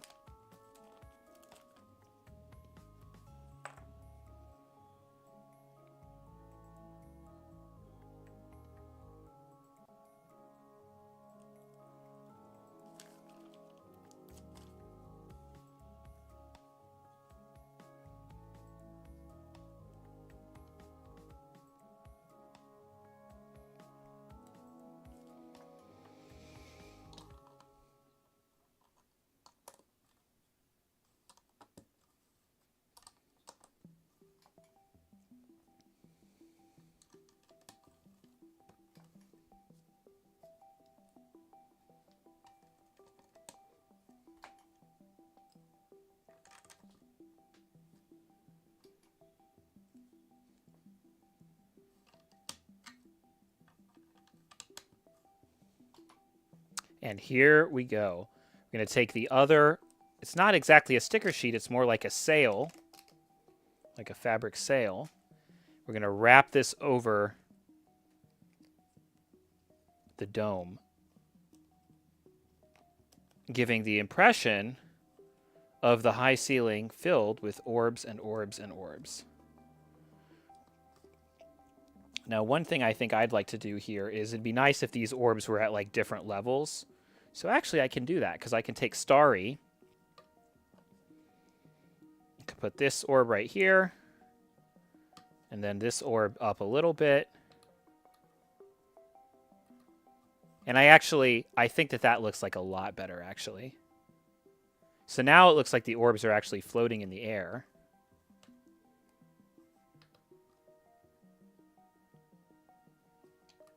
Because they're all at slightly different levels. Yeah. Sorry, Starry. You will not be floating any longer. And from the outside, look at the dome. And again, the color matching. It's just, we really knew what we were doing here. Now we're going to make this definitely not at all suspicious book, which may or may not have magical powers and spells written on it. The last 2 stickers.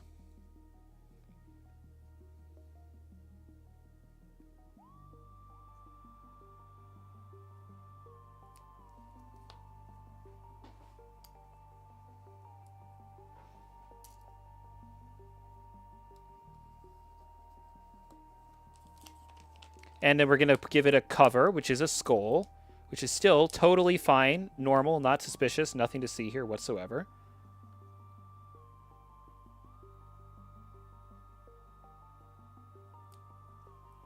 Yeah, like, who could possibly get into trouble with a book like that? Oh, and look at this. We're even going to set it in what I thought was the throne room. Yeah, no problems here. Not at all. Then, of course, we'll attach this tower. And it's actually not excessively high. So, again, like, we don't feel like this needed to be in, like, the skyscrapers part of the city or anything. It's just a nice little palace. Just a nice little house. Very welcoming, very inviting. Boom. Look at that. 2 wish sets done. And then before we go forward, we've already figured out that this can fit on our 32 by 32 plate, or 32 by 16 plate, excuse me. So it would look something like this. Something like that. And again, it all looks very, very cohesive together. So, okay. We have 1 wish set left with just 509 pieces. This is the cottage. So this won't go on the street here, but I feel like it'd be silly to not build the nice thatch cottage while we're building the other 2 wish sets. So we'll be right back.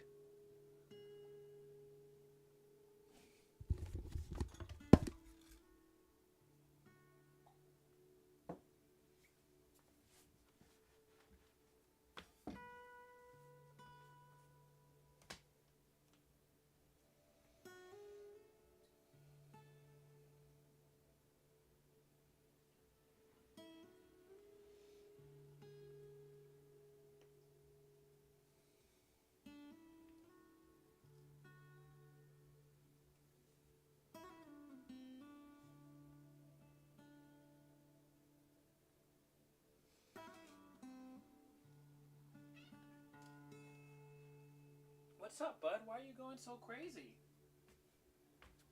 Why are you going so crazy? Do we need to up the rations? I think we need to up the rations a little bit.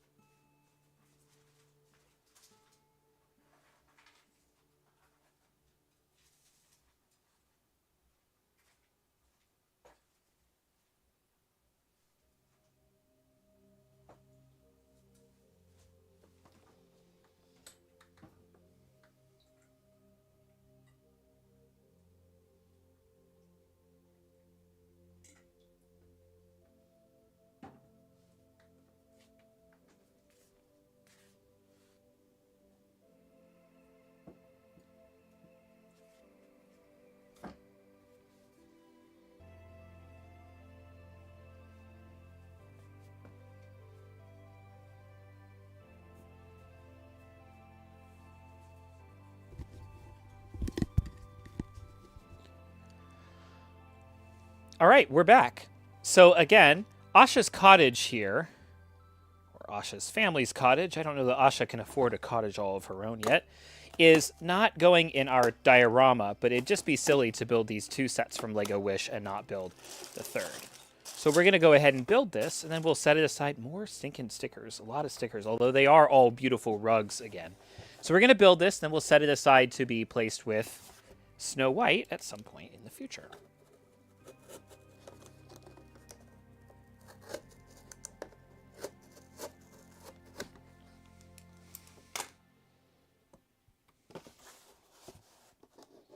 And this is just going to be a simple, small, open, dollhouse style thatch roof cottage. Set the box to the side. Instructions to the side.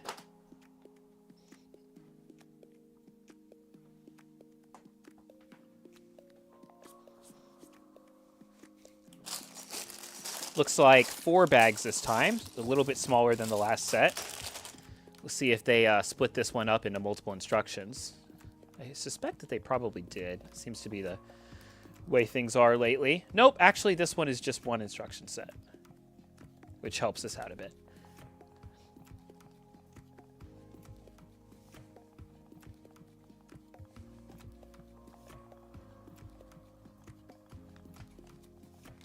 So we're going to zoom right through it.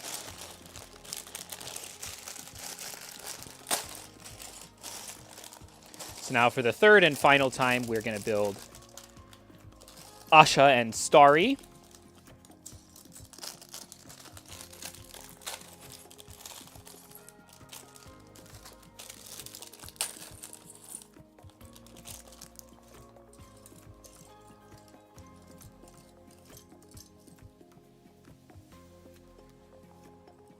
Confirming that indeed they are all the same mini doll.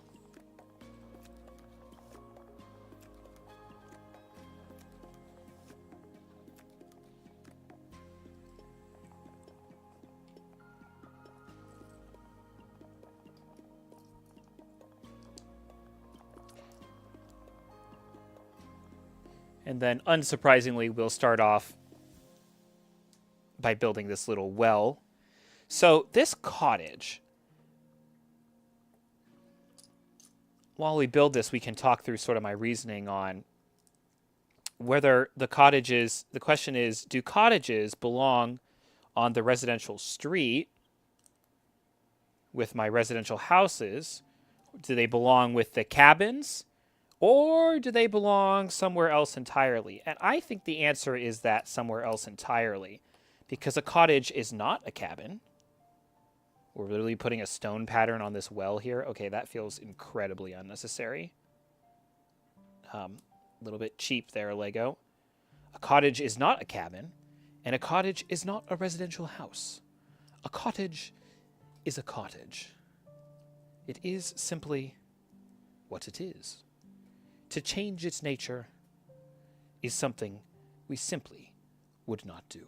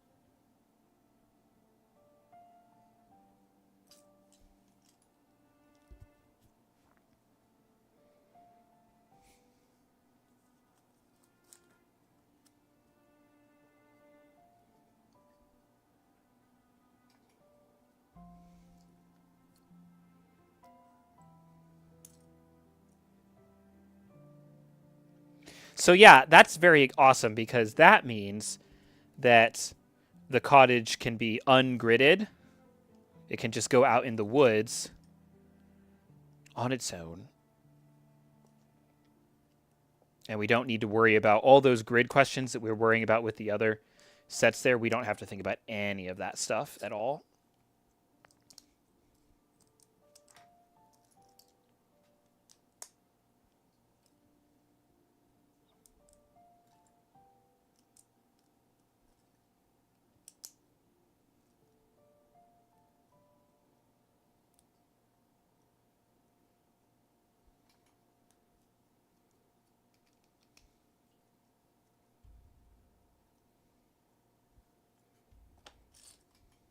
Okay, now we'll make the cottage.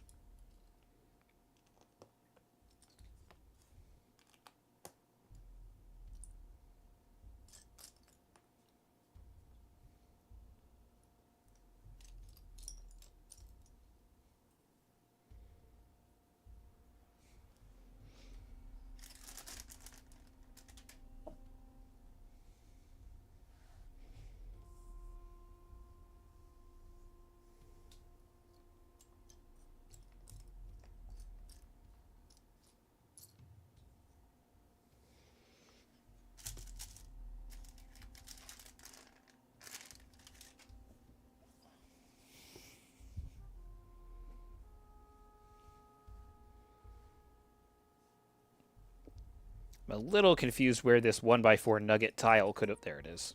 It's always an answer.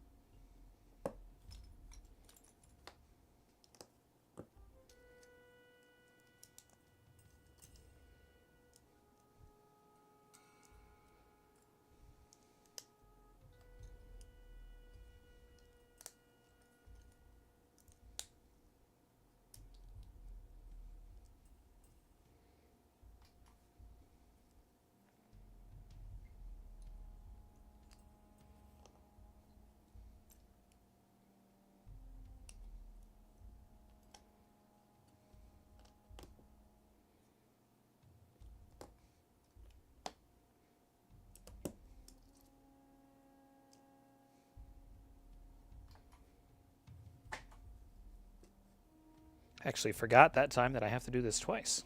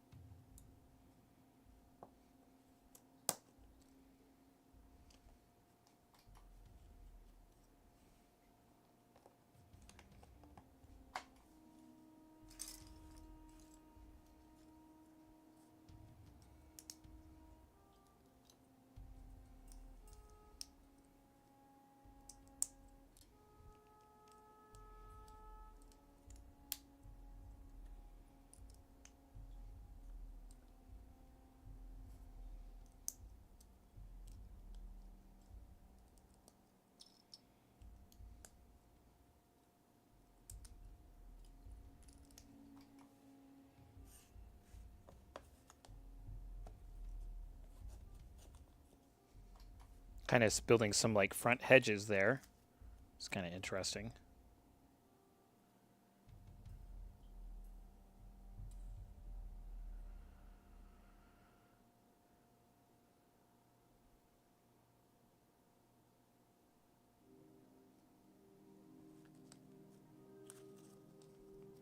A lot of stickers. A lot of stickers that could have been printed pieces.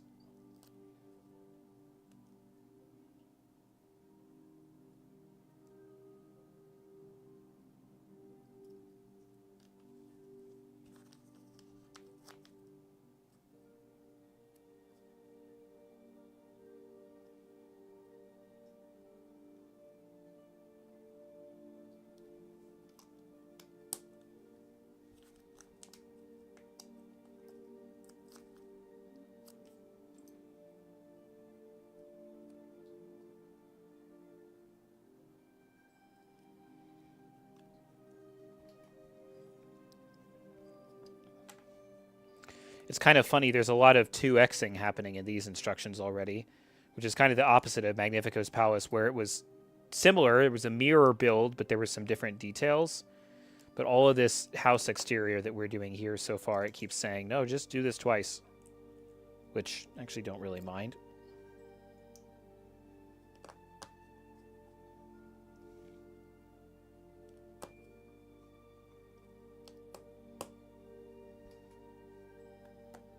Yeah, I figured that might go there.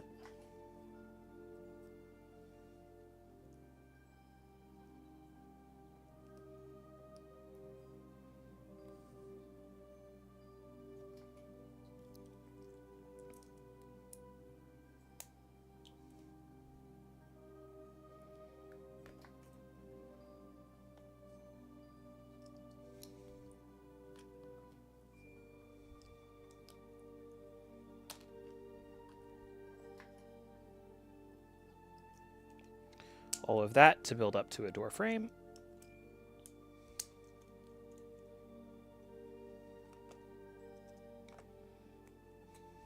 Which sits pretty flush and nicely against the front of the house there.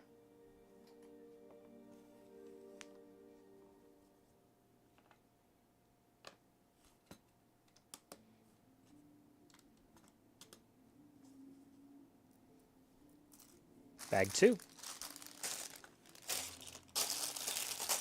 So here's Mom.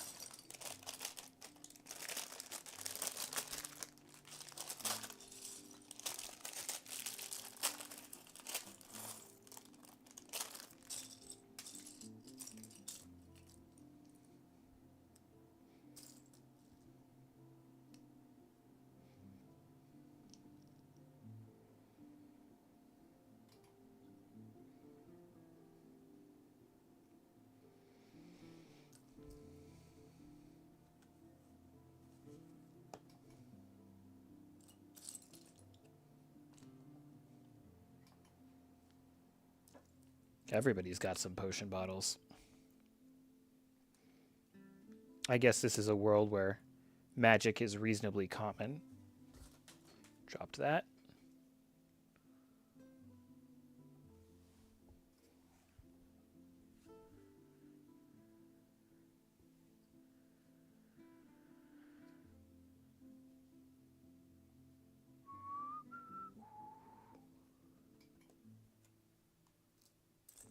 Nice full tea kettle. Oh, with a cap.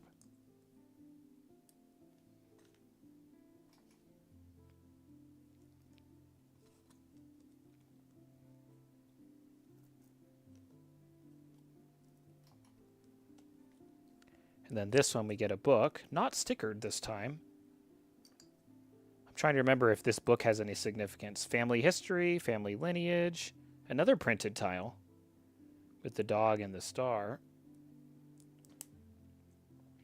I feel like the promotional material that LEGO got, it's like they must have thought that Starry had lost an eye. I don't think he'd lost an eye. I think his eye just has a twinkle, which is very different. But here's this.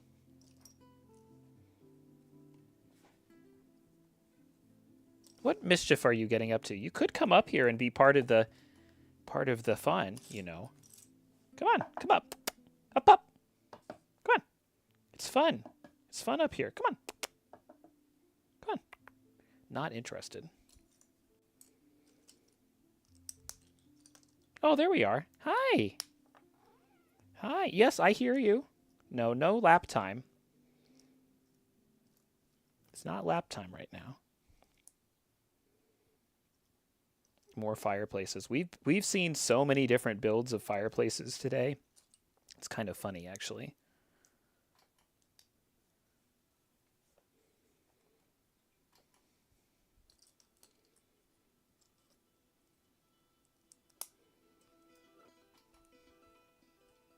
I bet we're going to put a sticker on this wall.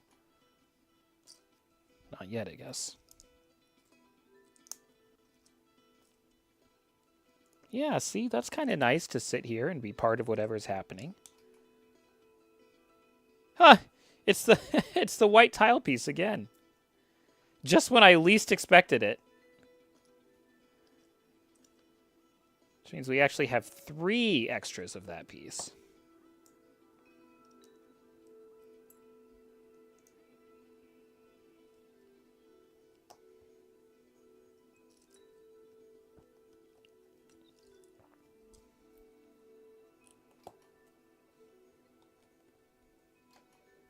Maybe the whole city is built from that same white stone. And even this cottage, maybe it's mined here or something.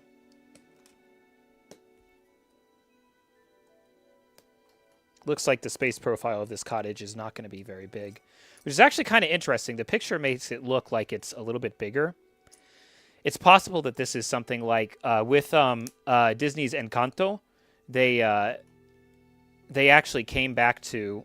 So after a couple of years after the original Madrigal house was released, they came back and they re-released it with like more rooms and more minifigures and stuff, which I will not be picking up because I have the original and did something interesting with it. But this could be a situation like that where they come back to it a couple years later. Although, like, again, as we kind of said, Encanto was like so popular, such a hit. Whereas Wish, I saw some really incredible press about it, and I thought it was just outstanding. But, like, I don't know that it, like, hit the cultural consciousness in quite the same way, which is kind of interesting. You can never really predict what's... And that's kind of like what I was saying about the music from Wish, where, like, it felt like almost like it was... The music specifically was trying, like, almost too hard, where they were like, oh, we've got to make the next... We got to make the next big Disney hit, and I don't think they really succeeded in that. These sort of rolling pin pieces are pretty useful.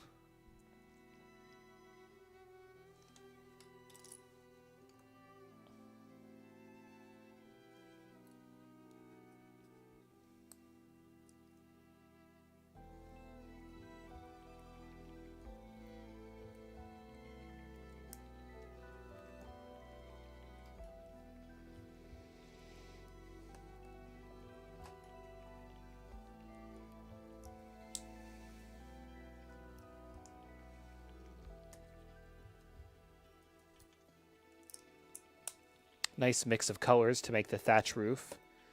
So we have brown, and then we have cool yellow, and now we have like cool orange, and now we have bright yellow.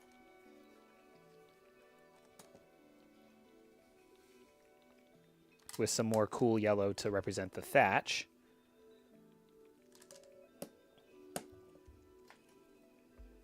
Now we have some printed siding.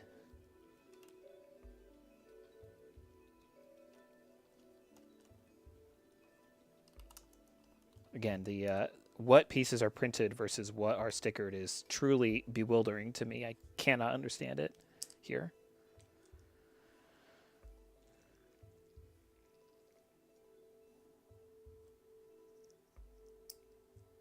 Tell you what, let's take this extra fork and spoon and keep those too.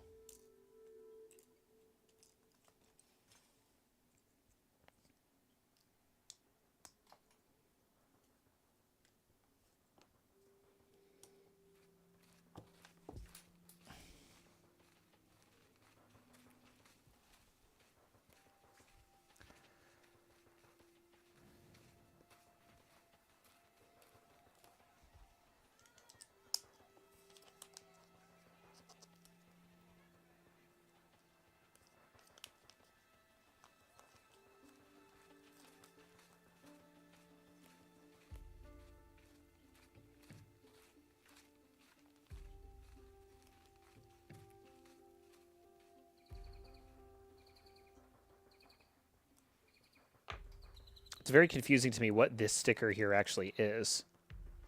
These little almost giraffe pattern stickers that seem to be on both sides of the house.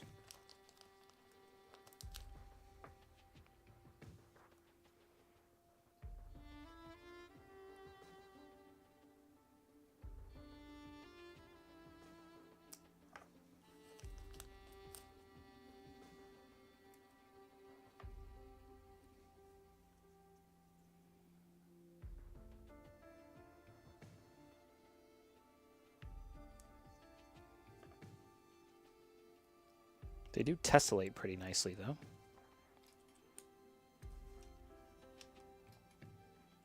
Oh, that was it. On to bag 3. Already halfway done. Again, this is a very, very small cottage. Compared to like Snow White and the Seven Dwarves, it's going to dwarf it.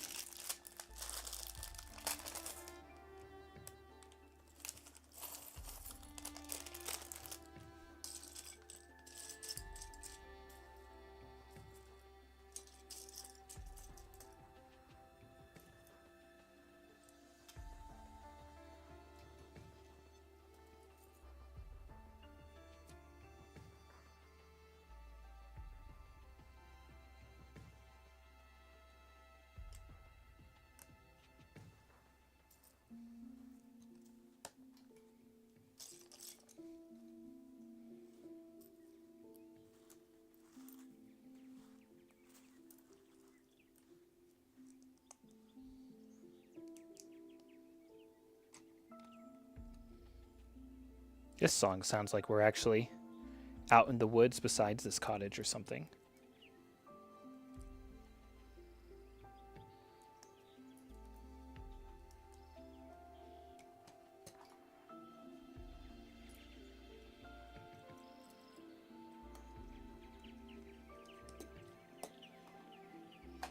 Looks like some angled thatch roof coming up. Yep.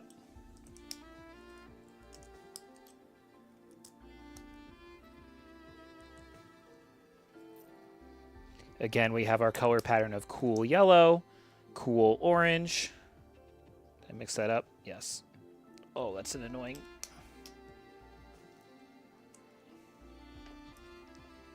Bright yellow.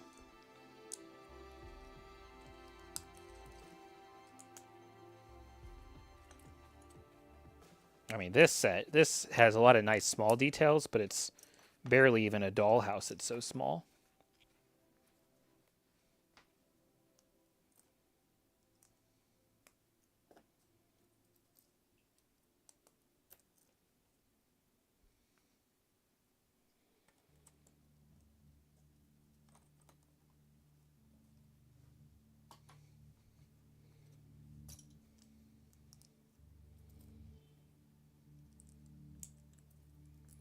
Although, if it could close up like Hagrid's hut or something... Oh, that's another cottage that I should build.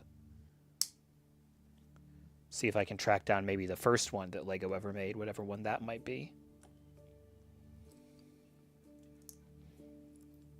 Note to self.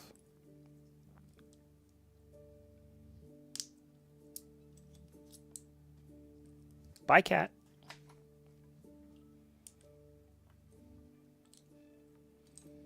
She's sort of like, this is boring. You're boring. I'm out of here.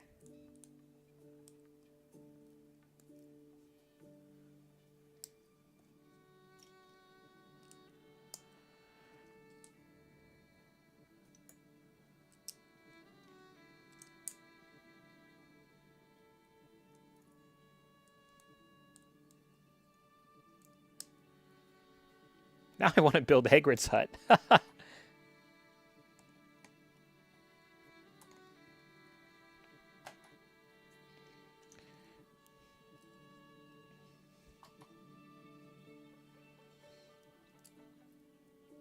Again, with these teal leaves that we've seen throughout the entire theme. A lot of teal.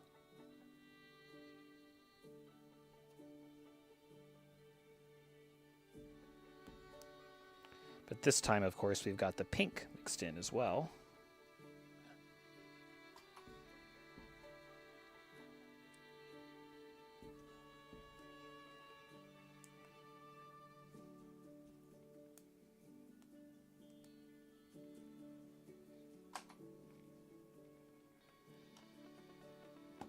There we go.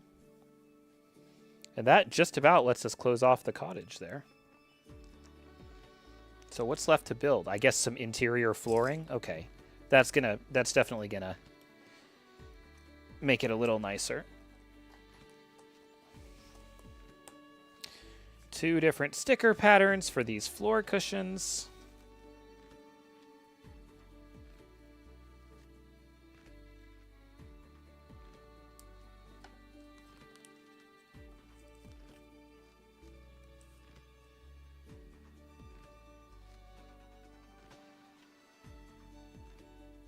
I actually love all the stickers related to textiles that have been in this line.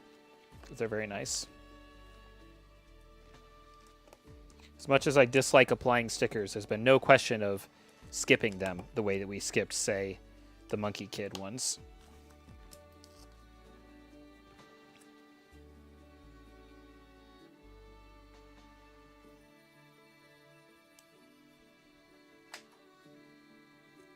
Oh, yeah, here we go. This dramatically increases the space profile of the house. That actually closes up pretty nicely. So this set, they kind of knew what they were doing here. This would be very, very easy to mirror, to just add, you know, to like close it up as a circle. I don't really feel a big need to do that, but if that was what somebody wanted, it would be really, really easy to pull off. You just literally buy a second copy of the set, build it again, leave out some of the details.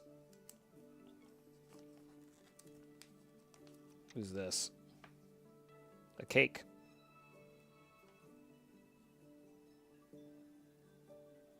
Birthday cake? I think part of the point of Wish was about birthdays. Got the right amount of cups this time.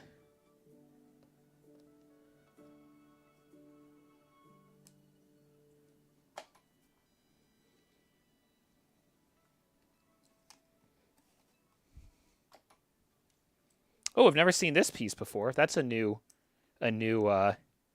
arch brick. Huh. That's actually kind of cool. I don't know how load-bearing it will be, especially in brown. That feels like it could snap. But maybe not. Maybe not if you're careful with it.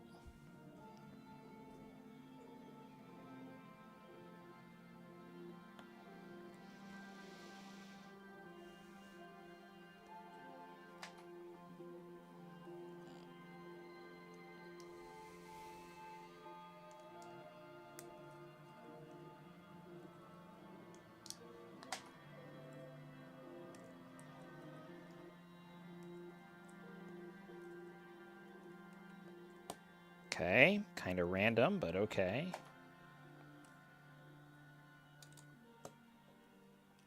I mean, that feels reasonably sturdy.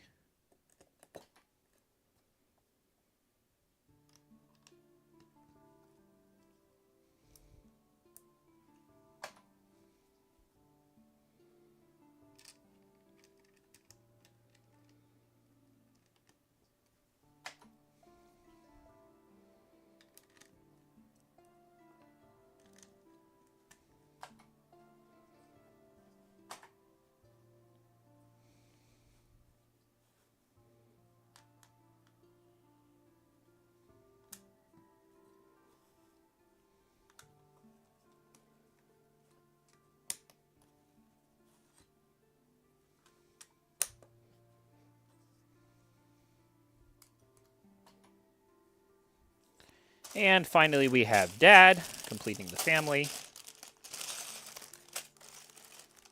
Actually, it might be Grandpa? I forget.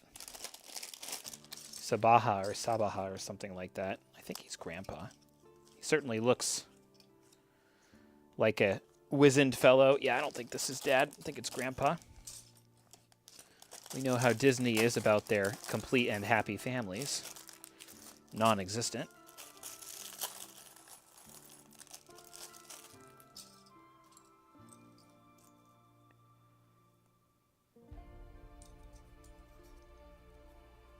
He's got like a Little Red Riding Hood cape, which is pretty funny. But I think everyone in this culture just kind of wears capes. Yeah, this is definitely Grandpa. White hair. Wrinkles that rival my own. Oh, now this is a pretty piece. Opalescent purple. Lanterns.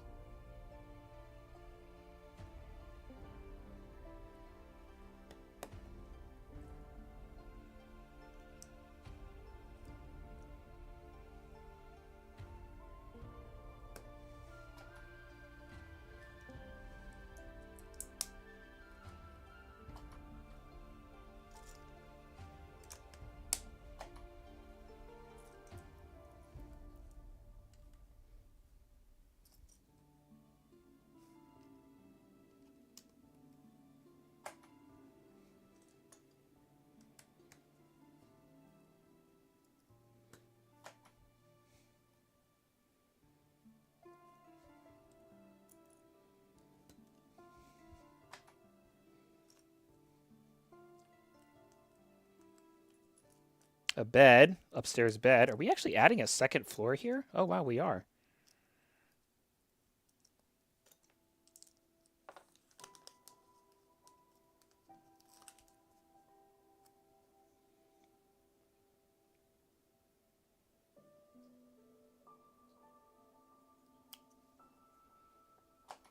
Yep.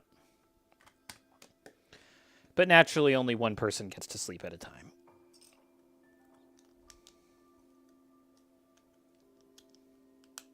More stickers. This actually...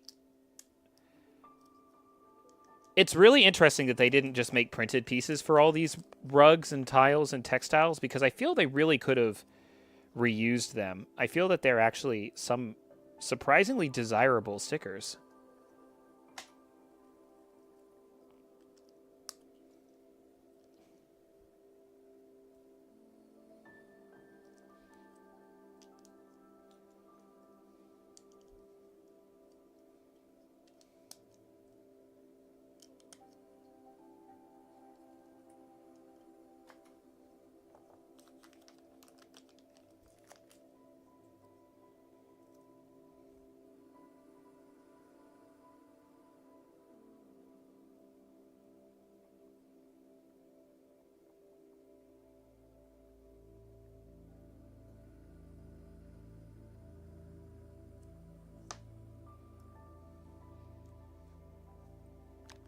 Fireplace entirely stickered this time, rather than made from parts. Oh my god, more stone.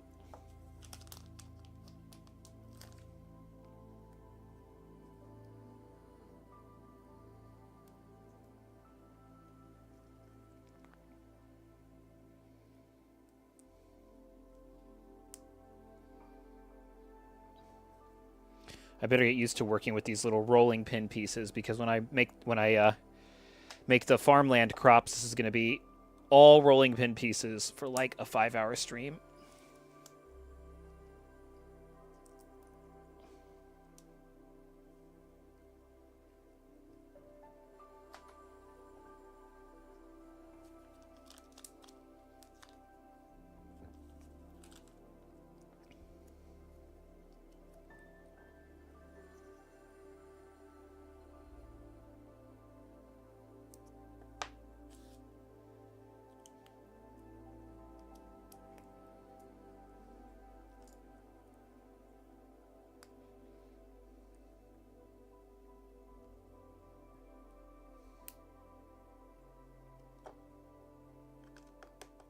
It's kind of nice. It's a kind of clever construction, actually. And it goes... How does it sit here? Oh, it goes in, like that. So again, super easy if you wanted to make this not dollhouse style to go ahead and close this off just by rebuilding the set almost exactly as is. It's very clearly designed with that in mind. That's how they get you. Oh, well, we wanted to keep the set cheap, so, you know.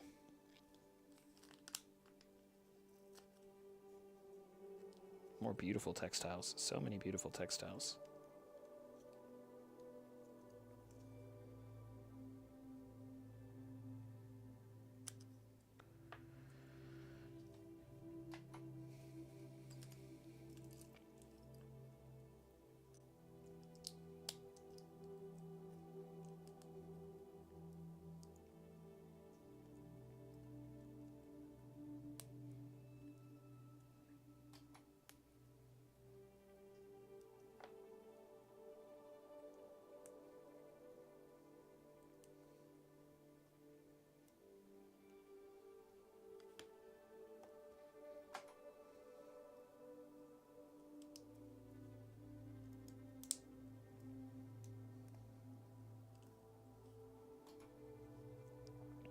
Is this our last sticker? Oh, finally.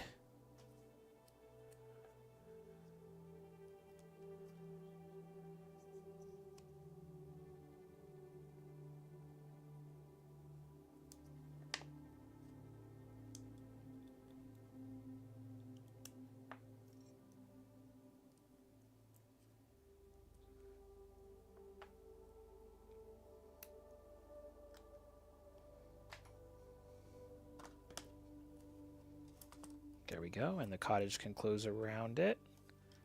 And the cottage can close around it.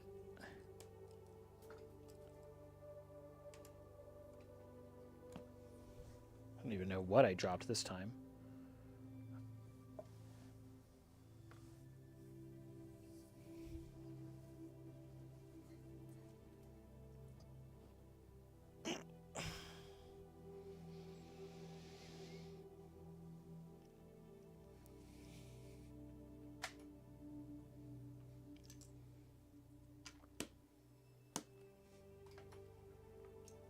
Kind of feels like this bed is a bit exposed to the elements right now.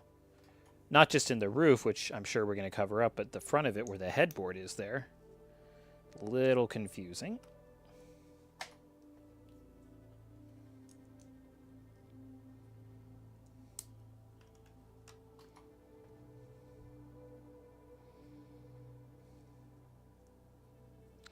Basket with an egg and chopsticks. Or an orange, maybe? It's supposed to be an orange. Could be it. Still, I don't know that I can name anybody who typically eats their oranges with chopsticks. It's actually a reasonably big bedroom up here. Oh, beautiful mirror. A beautiful window, stained glass, nice glass window. I mean, again, it's not really... Oh, okay, I see. Now we close off the bedroom.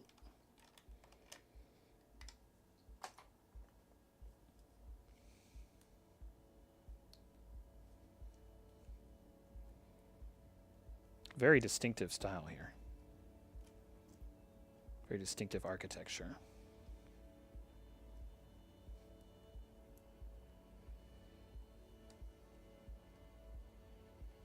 Two-story cottage. I feel like that almost defeats the point a little bit.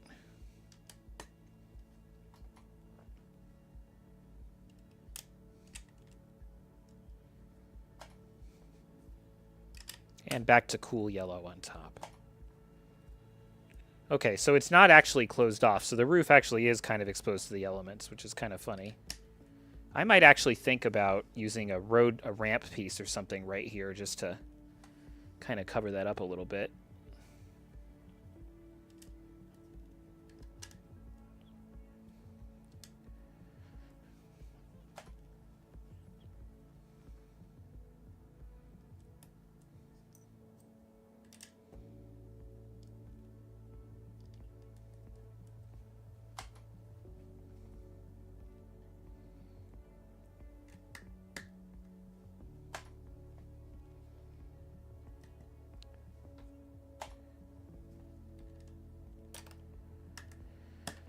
And there we go.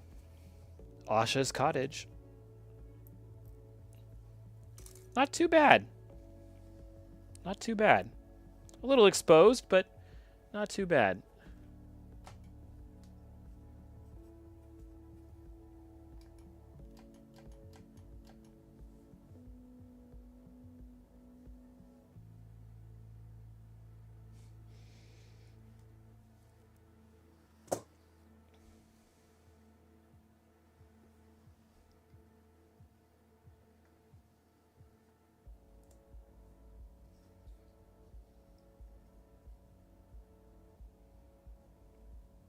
Okay, well, we've got a little bit of time left, which is exciting because with over an hour left, we definitely have time to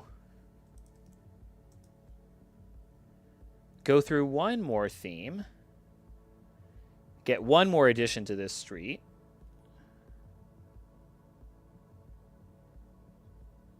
Haven't even looked at the LEGO Dreams sets for this year yet. They're all very interesting, but a little random. This set is probably from 2023. I think this is the one I'm looking at, the Sandman's Tower, which again, we're going to have that onion dome. And while we don't really have the teal, we do have some blue, and we have a lot of white and gold, which is going to make this kind of match up a little bit. So let's take a look at this one. Only one instructions, which is nice. It's probably going to be a pretty long set of instructions. Actually, how many pieces was this set? 723. Yeah, we can get this done. I love Lego Dreams instructions. They're just beautiful. All right, let's take a quick break and then we'll start our presumably last build for the night.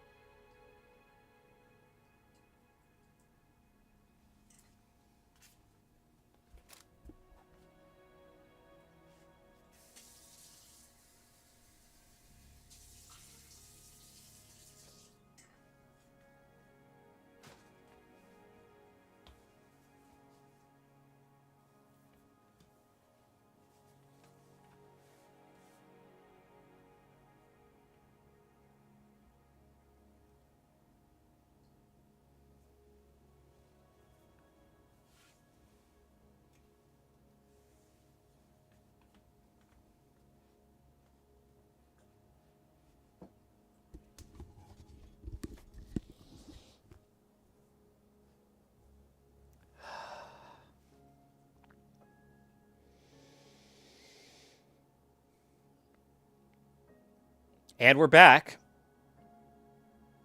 Ugh. Pain. Pain, pain, pain. I was just praising Lego Dreams for not having stickers, but I think this one's actually going to have stickers. Oh well. So 700 pieces. This does not meet our mark for us to keep the box. But as I said, the instructions are just so nice that we will keep the instructions. Always keep the instructions for Lego Dreams because they have these beautiful illustrations in them.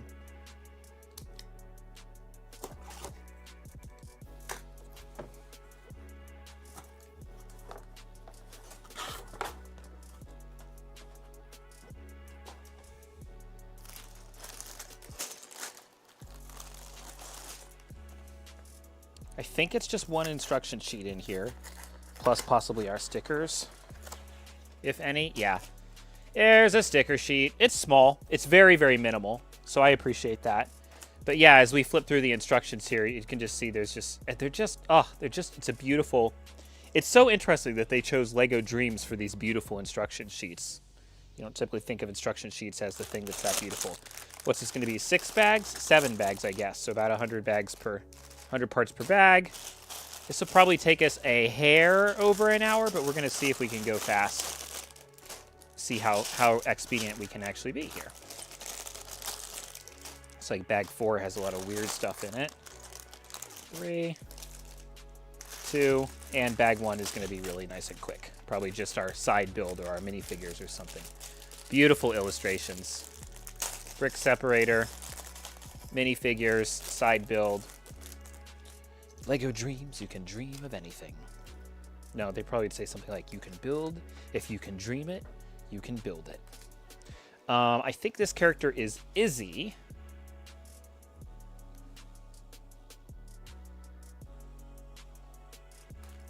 Nice bluish weapon. Actually, it's a beautiful blue weapon.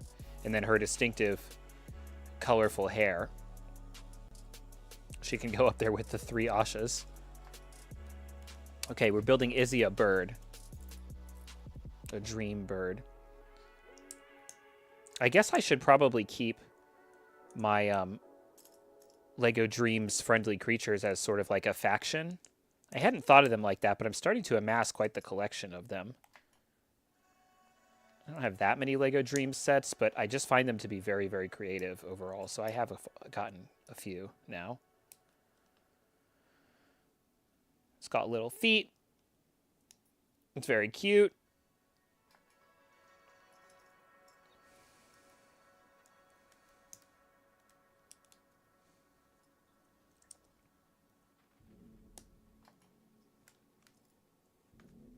And some little wings.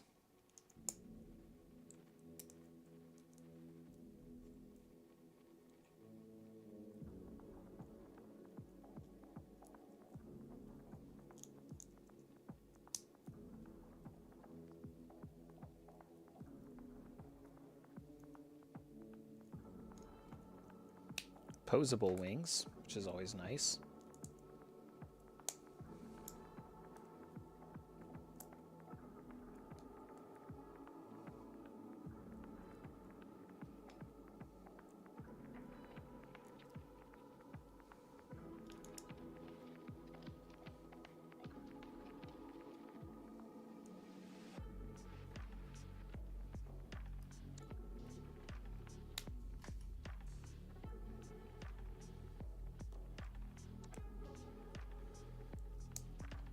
Looks like we're making the beak. All brick built, of course.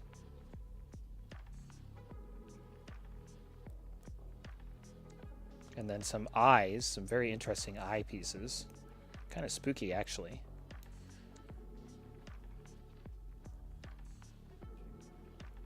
Kind of a bluebird. Makes me think of, really makes me think of Falco from the Fox and Smash Brothers series. Oh, and then I guess it's got a tail, too. Tail feathers.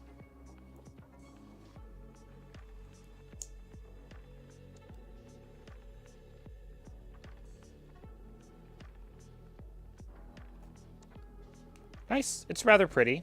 It's a simple little build, but it's a nice one.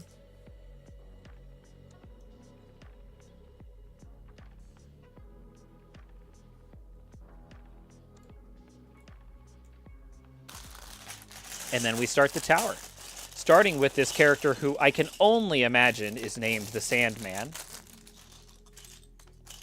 All right, so there's a trick to this tower. So here's the thing. If I build it as a single tower, I already have noted there's a pretty straightforward way to ensure that it's exactly on 16. But there's another way to build it where it would actually go... Yeah, so the core build here is 16. But there's another way to build it where you put the secondary build to the side. And that... I'm not sure if this is one that we can expand to 32 or not. So here's the side build. I mean, look at these beautiful illustrations. I mean, I love this. I love this. I think it's super neat that this whole tower can fit in a 16 profile. But yeah, if we make the build to the side, just how big does that get? Let's find out. Okay, so it would look like this. So it would look a bit more like a building versus like a tower. And let's count here. So 2, 4, 6, 8, 2, 4, 5. We know this is 16. Well, 1, 2, 3, 4, 5, 10.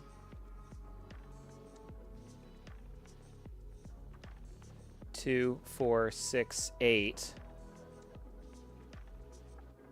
4, 8. So we know this is 16. So where were we? So 2, 4, 6, 2, 4, 6, 8, 2, 4, 5. So we would just put 3 bricks to the side here. 3 bricks over here would cover it. And then we'd have something that would be a 32 profile, and it wouldn't be quite as tall. And while it can be nice, and then we want to make sure that this fits with no more than 13 depth, which it certainly looks like it does. And then we just want to make sure that it actually looks kind of nice over here. So this would look more like a building than like a tower, which is something that we want. We don't really want a random tower in the middle of the city, unless it's like a beautiful clock tower or something. And I love that we have the whole clock here. Like, this could be anything. Yeah, no, I love this build. This is very cool. So we're going to do it this way, which means there's going to come a point in the instructions where we shift. Like, yeah, a tower is nice and all. Oh, yeah, we have more onion domes. Oh, this looks really cool. Okay, we're going to do it like this. Yeah, okay. So there will come a divergent point in the instructions where we will shift way ahead and we will build the side-by-side build, and this will be a 32 profile, expanding our street even more. And maybe we'll even mix up the teal and gold buildings a little bit.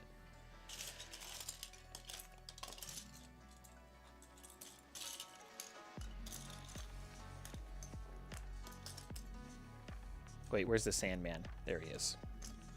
Look at this piece. Look at this piece that he fits into.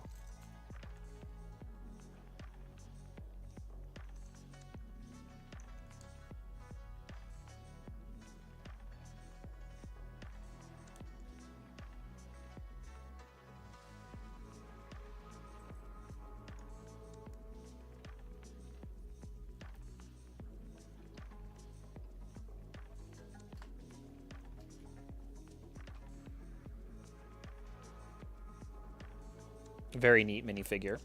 All right, let's do this.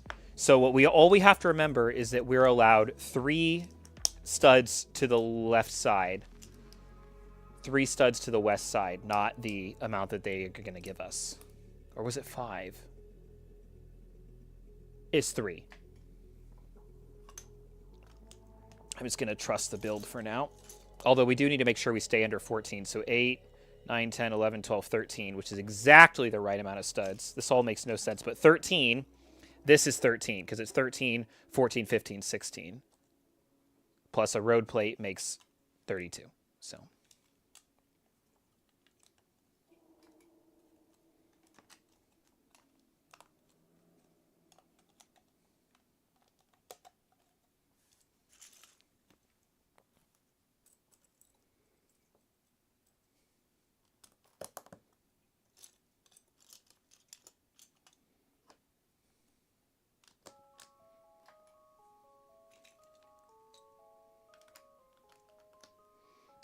We know I don't necessarily always love the curved plates here.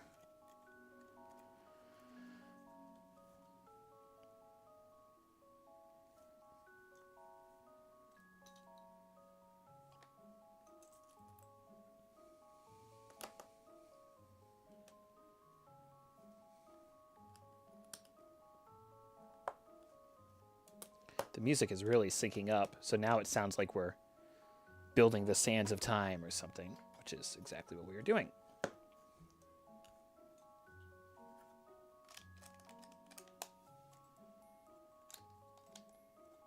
Now it sounds like we have some clockwork mechanisms here. And these curved plates, I bet I'm going to end up moving, but we'll see in a second here.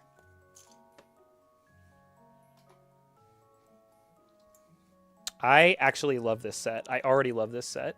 I can't even like explain what it is, but just like the like clock tower aesthetic, it's just, ugh. I love clockwork. Love me some clockwork. And like it makes me think of, there's a city, a desert city actually, in Bravely Default.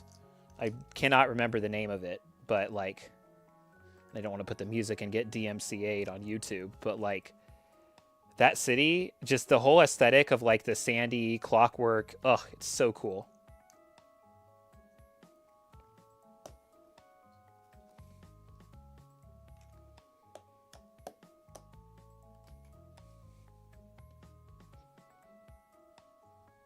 And then you have like Clock Town from Legend of Zelda Majora's Mask, built around a clock tower.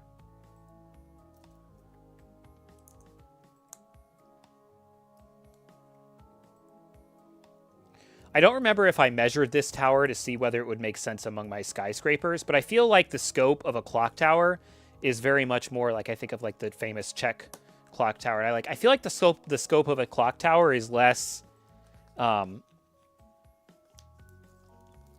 less skyscraper and more like in a fascinating, mysterious, hidden part of town, right? Okay, so the way I'm going to apply this sticker is I'm actually going to set this down and make sure that it fits away with you. I want it to skip the level of the first slope, the first tile. So this is going to be kind of interesting. I'm going to set it on the tile and then glide it over like so. Actually, that worked pretty well. So let's just preemptively do that for the other piece as well before we put our tower back together.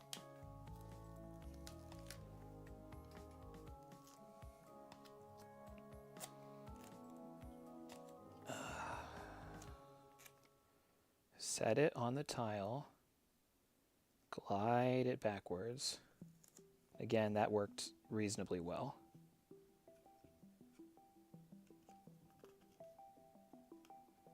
That one's not actually that straight, but it's really, really hard to tell. Ugh, such a small difference. Oh, I don't want to ruin this beautiful sticker.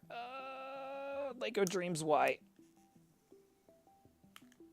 Why did you break your values? From my point of view...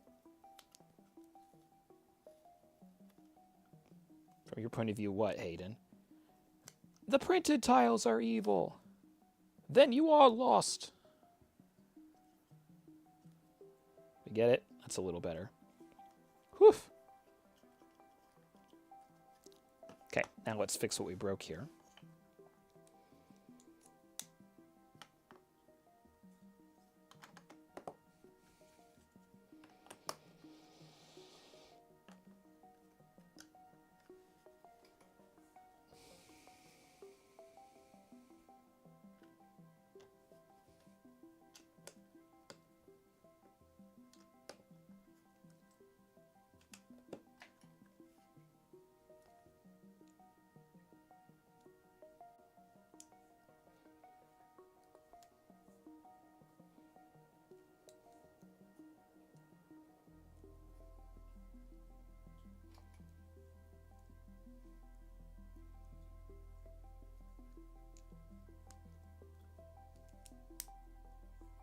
Oh, a nice brick-built door here.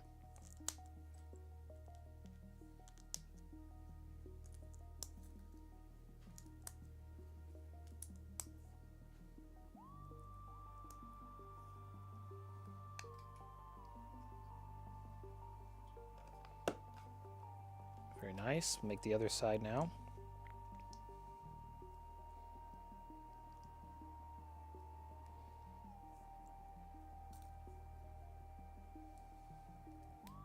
Again, we just have that common theme of the white and tan tying all of the sets on this street together. No teal this time. We've got the orange instead. But I think it's still going to kind of look pretty great when we put it all together, especially since we're going to reduce the impact, the visual impact of some of that tan orange a little bit by hiding it under some of it under the model.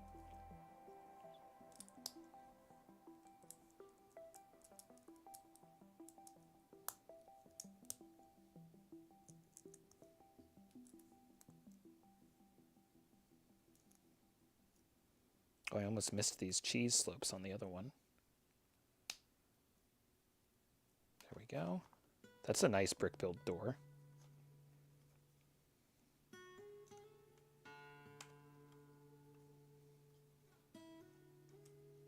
I guess the cheese slopes stop it from opening outward. And then we'll start the next layer up.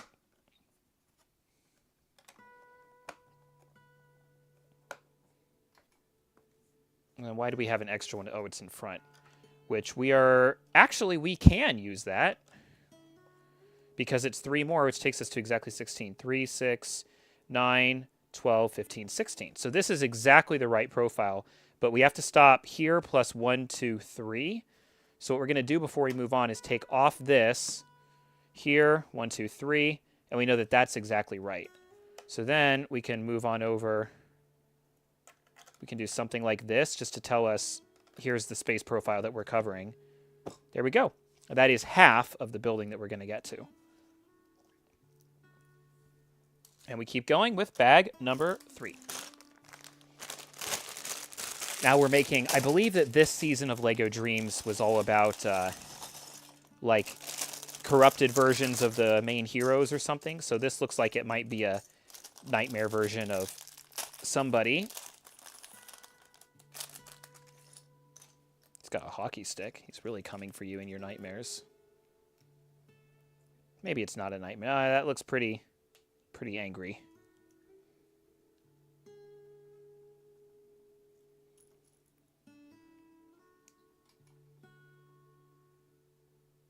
Maybe not, though. From this beautiful illustration, it's not entirely clear that anyone's necessarily a bad guy. Not entirely clear whether anyone is necessarily a bad guy. Okay, and now, so what we're building now is literally like sand streaming out of this clock tower. I just wonder if there's any chance that the designer of this set was paying homage to Bravely Default. It's not a totally unknown game. Like, it's definitely possible. It's totally possible.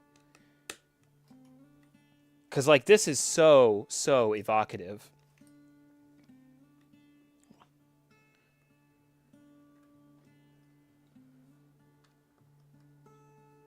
All these sandy spots.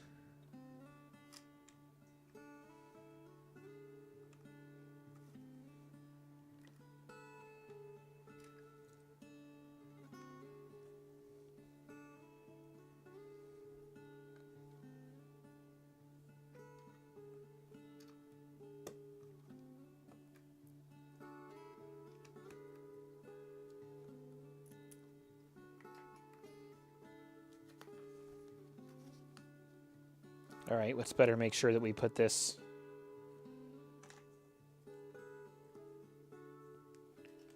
on flat enough with 12 on top.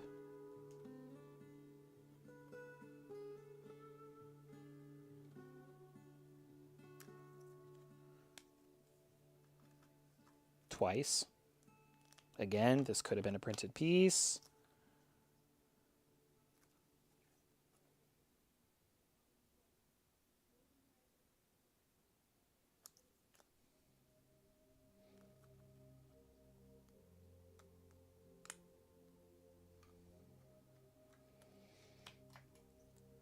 And now we have another stream of sand pouring down, almost like how lava pours down from the ceiling of the Nether in Minecraft. It's kind of got the same kind of feel here.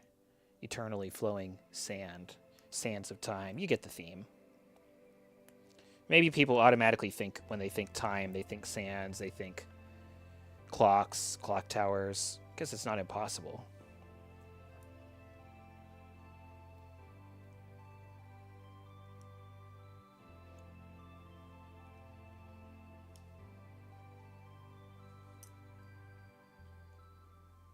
I think this is correct.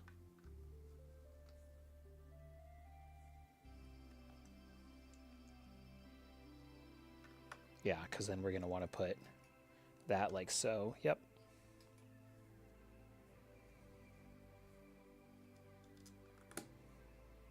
Bit flowing down here. Oh, that's a new frame for me. This piece, I bet this was made for Rivendell or something. Well, it's really just this piece combined with that particular two of those arch with a tile in between. So it's funny. It's not exactly a new mold. It's just a couple of molds stuck together. Like you could very easily make this out of 1, 2, 3, 4, 5 different Lego pieces, but they just made it so that you could make it out of one instead, which I feel like that's useful. Maybe they were seeing that particular combination come up a lot. I think this white stuff is also sand.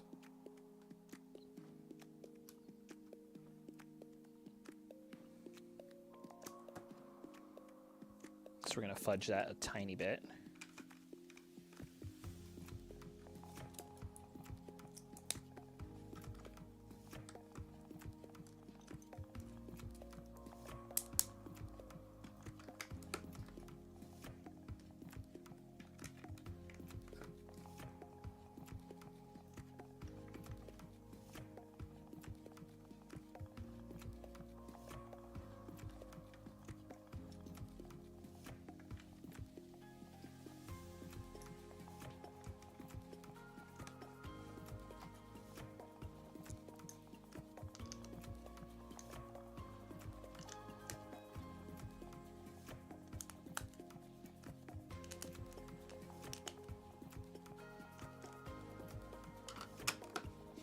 Nice little balcony there, it would seem. Oh, we're still building upward.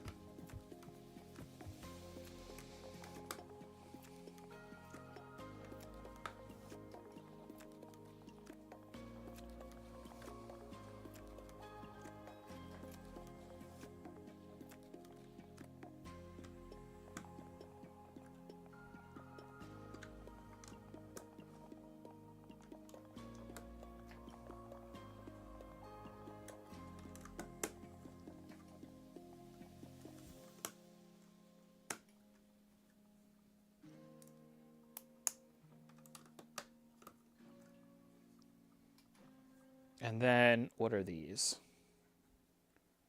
Magical sand lanterns, I guess.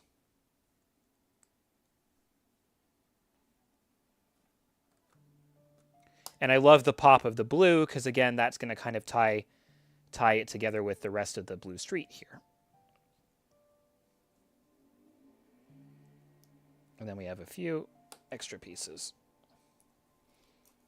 Bag fort. Okay, we know this character. This is Mateo. He's like the main character of the dream stuff. Oh, this is a small bag. Looks like just people. Okay, and I think we have our, like, spider queen. I actually believe that we already got this minifigure in another set doing some nefarious deeds. Is this the Never Witch? I think this is the Never Witch.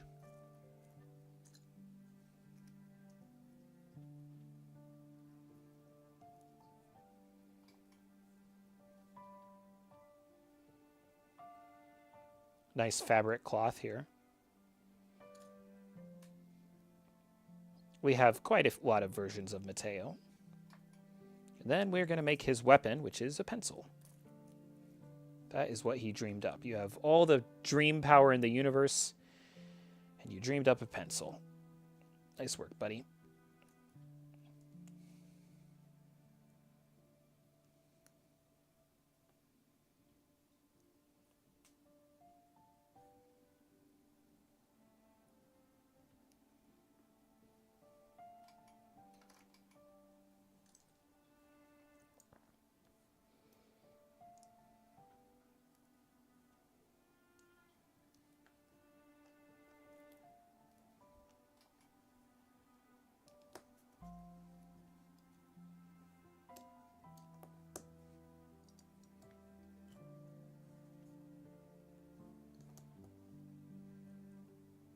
Nice opalescent purple crystal. Seems like we're doing like a workshop here or something. Potion brewing stand. This little harpoon piece has been around since the 90s.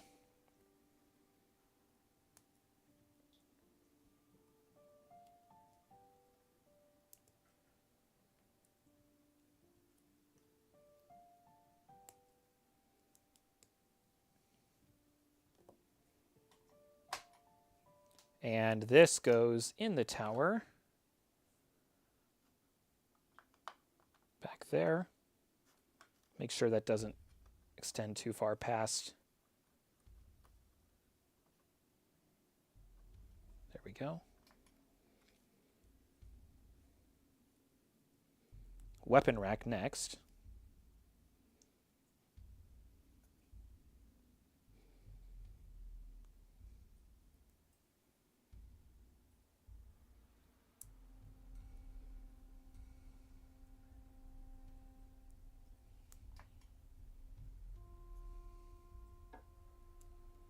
A lot of gold. This can go here. Okay, so now on to the Never Witch and her army.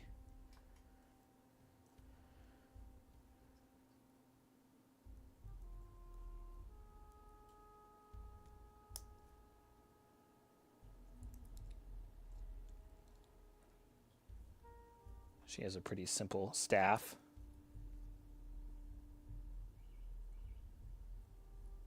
With a jewel on top, which is always nice. I mean, she's a beautiful hairpiece, too. And then we have some, I think her army are called Dreamlings, including this little Chimera Dreamling. They all have names, too. All the little guys have names. Oh, a lot of friction there.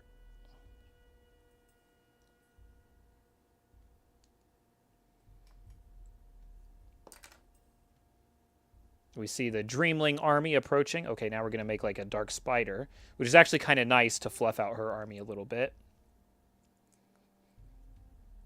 Let's give the spider a sticker. Only 3 stickers left.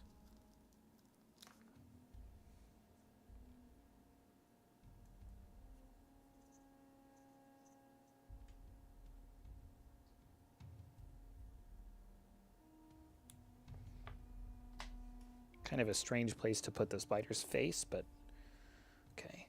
Is this going to be another 6-legged spider? No, I guess the 2 fangs count as, well, yeah. Lego does this a lot with when they try to use this octagonal piece. It doesn't really work particularly well for arachnids, so they often end up with 6-legged arachnids, which can be kind of a nuisance for obvious reasons.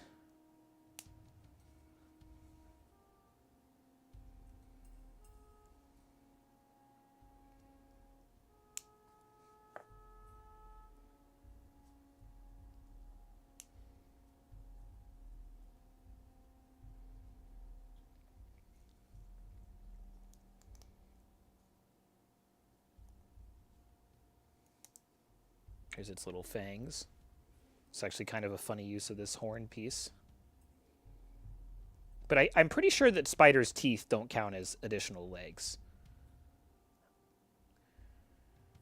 And then the weird thing about her spider is it carries this soul cauldron. Are there going to be more spiders in the cauldron? No, they're just beside the cauldron. And then we have a bunch of extra pieces from making these characters. 3 bags to go. So now they're saying if you want to make a tower, you go to 82. But I think that we measured... You know what? Actually, let's go ahead and read the press release for this set. Measures 47 centimeters high if you make the tower, or 18.5 inches.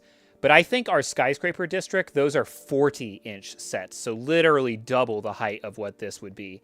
So, like, to check that, we can look at the city, Ninjago City Gardens, I think is the set. It has, like, the communications tower. No, not mini Ninjago.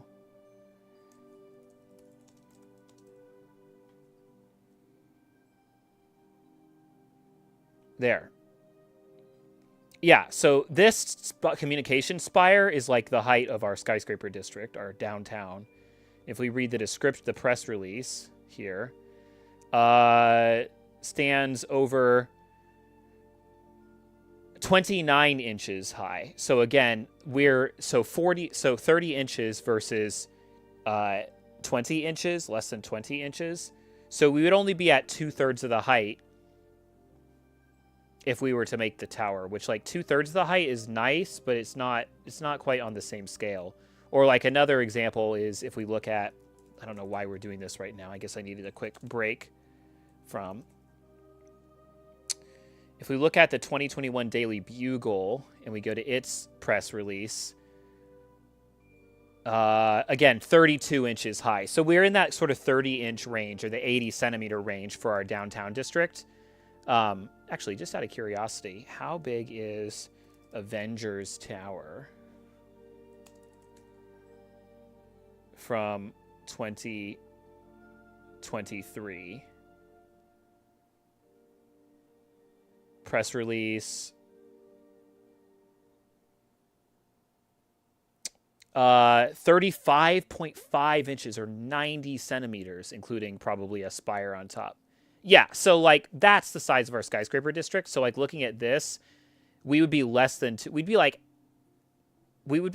half the height of this. So it just wouldn't quite look right. Although one last one to look at. There's a Monkey Kid set that we're going to build near the very end of next month. The Celestial Pagoda. I never actually checked the description on this. Oh, I just saw it and then it went away.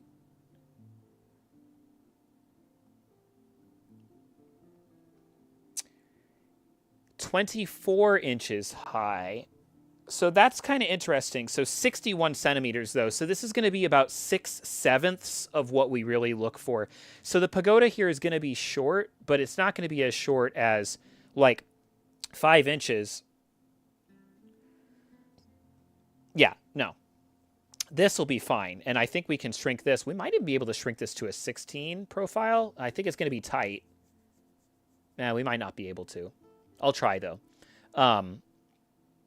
But yeah, the point is, if we had tried to build this Sandman's Tower and stick it, it just wouldn't have really worked in the skyscraper district versus making this one that just looks like a building in the Midtown. That was what we're going to go with. I think we said page 144. Yeah.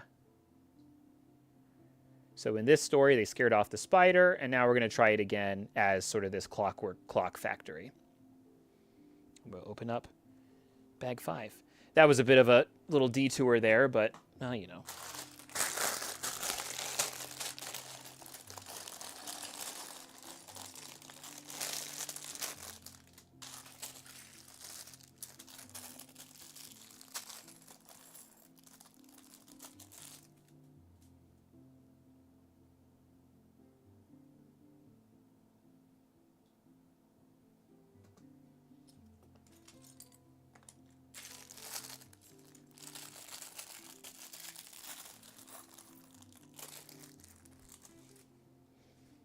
All right, let's continue. Flip this back around. Oops, scattered those pieces everywhere.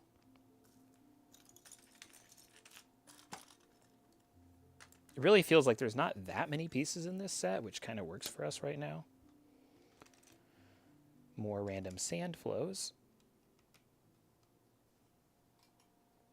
Something about the way this set is connected is reminding me of something. Maybe Lego Elves?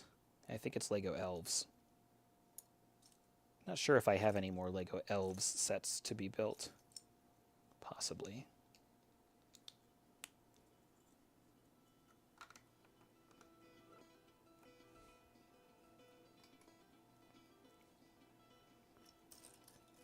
Jumper.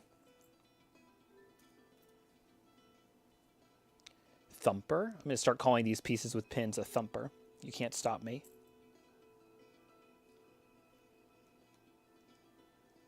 Guess that goes here.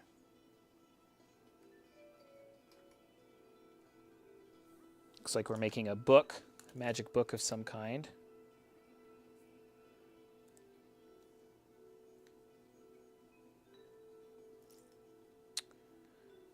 Tan.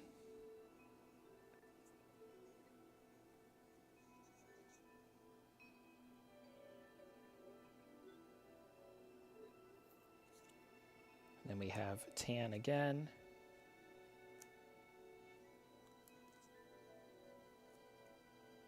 We're obviously dealing with a powerful magic hourglass here. Okay, I know what time you think it is, but it's not quite that time yet. So I'm going to pull one more level. You're just going to have to hang tight.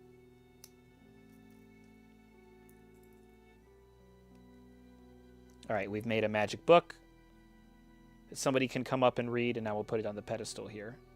That's nice. This song is giving, like, Undertale or something.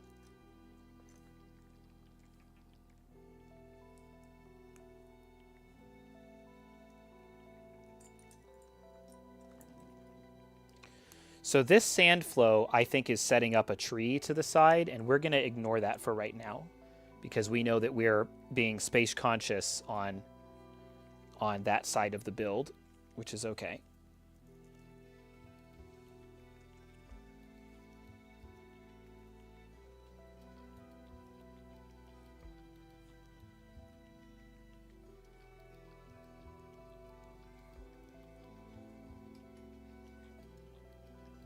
Oh, I love these blue-leaved trees. And again, this blue is going to tie... It's Blue Street. It's Blue Street all around. Okay, so one. Tie it together with a twig. This technique of tying it together with a twig we just did on the Shire build. Actually, that's not particularly effective at tying it together, but okay. Number 2.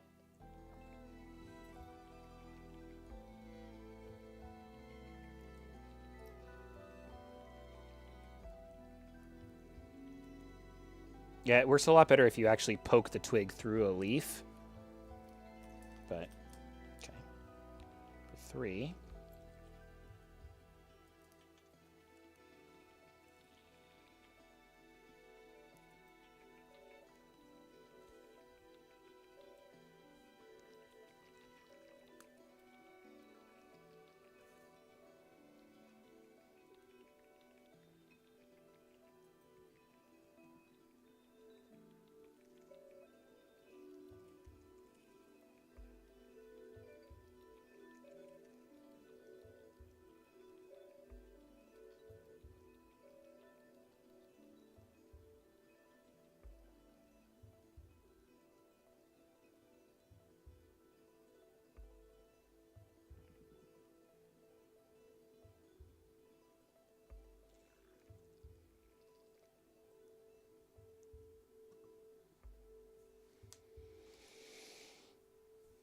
Okay. Let's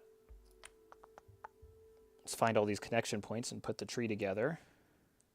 This is actually a nice magical looking tree. Yeah, nice. Then set that aside because we don't have quite the space for it at the moment. And it looks like we're going to start the side build. The literal build that's to the side of the other build.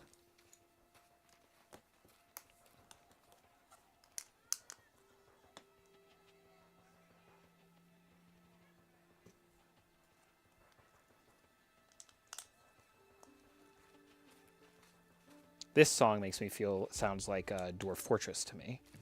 It's funny, this playlist has a bunch of songs that sound different ways. I like this. This has been a good playlist, actually. Must not make eye contact with the beast, or else the beast will begin to make demands.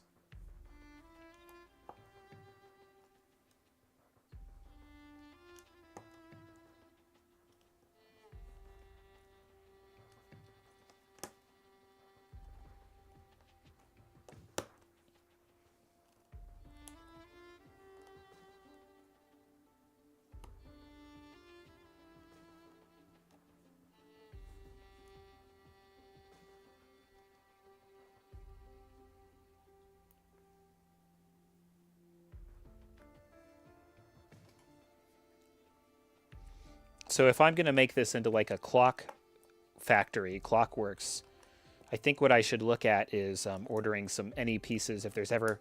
I'm sure there have been some printed tiles that are clock designs, which I can help identify with like Brick Link. Could make it a museum of clockistry. Or I feel like I know that word. Orology. Orology.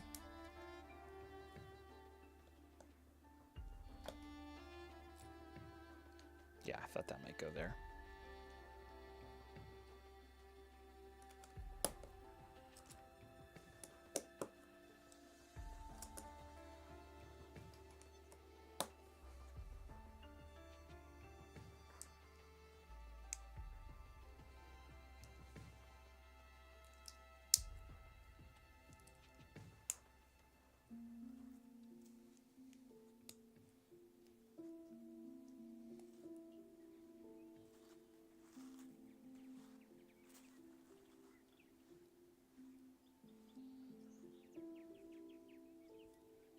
Here's our connection point.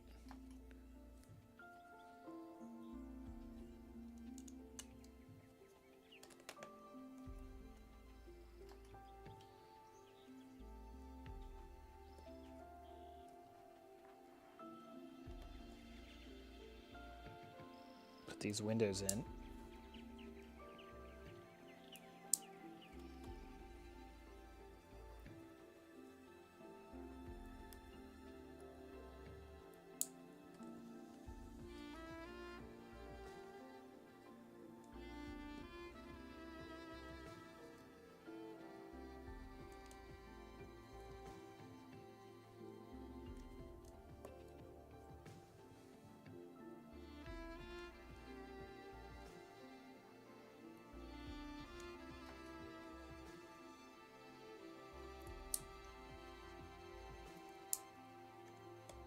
Oh, this is kind of coming together nicely. Looks like a building.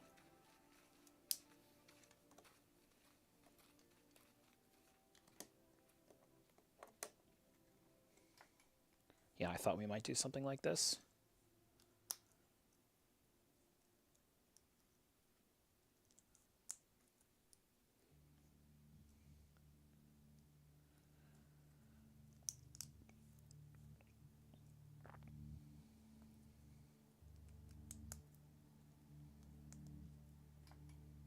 Yeah. Jumper.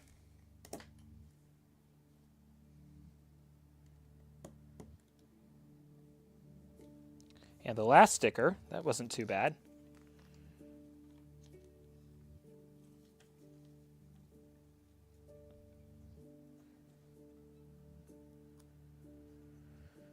With an hourglass logo, of course.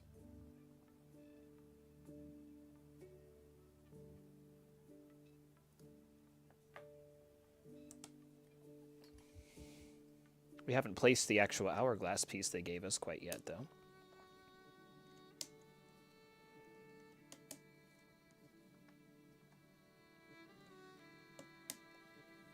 I probably should have rotated the base here. Okay, here's our hourglass. With an hourglass tile on top of it. And there it goes. So we'll put the printed tile off to the side. Connect the build rather easily.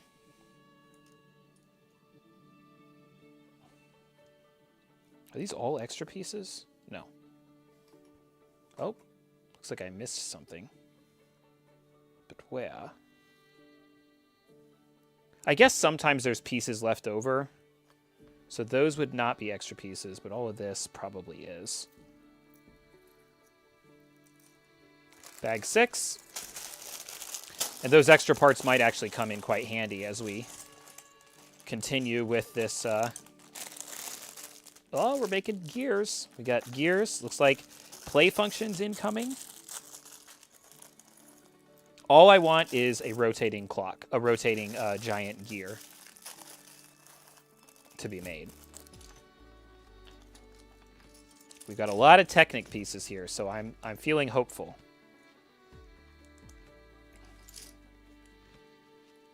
All right, Kat, what are we making?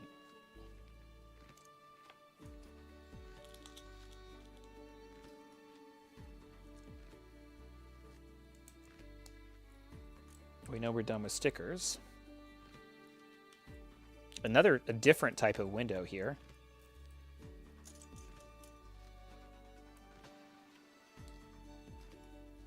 Oh yeah. Oh yeah, we got a Technic function coming right up.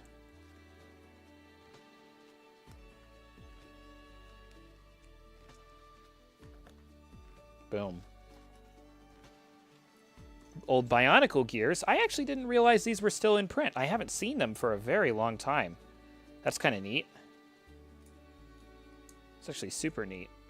I guess it would have been foolish to take a valuable Technic piece out of production, but still, it's nice. Okay, can we rotate? Yeah, we can rotate. This is looking promising. And where are we putting it? Shifting everything to the side? No? Yeah. Meh. Yeah.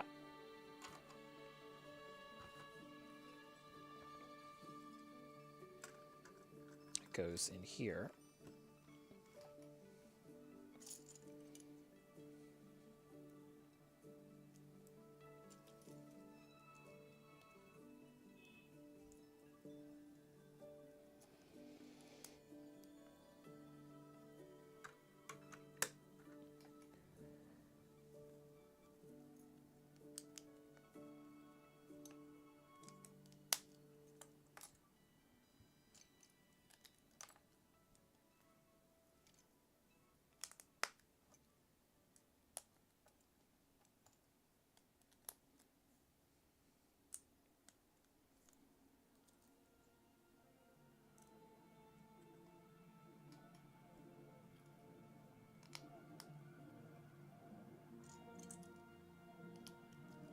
The beast hungers.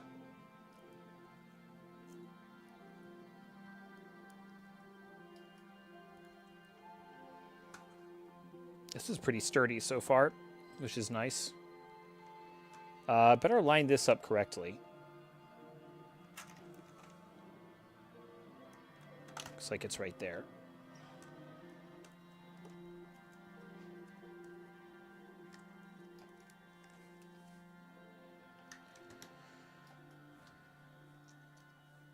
Oh, yeah. Oh, we got a play function.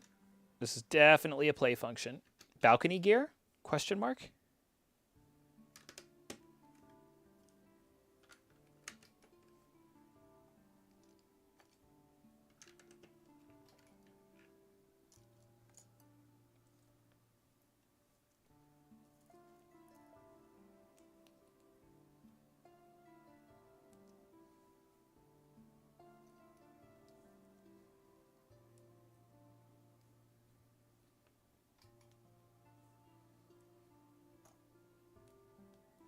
Giant gear.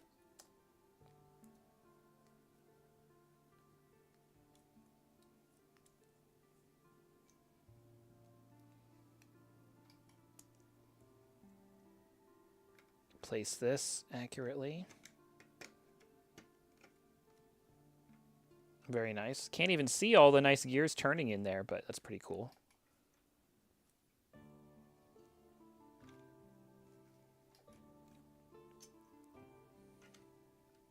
We're hiding up all the beautiful clockwork.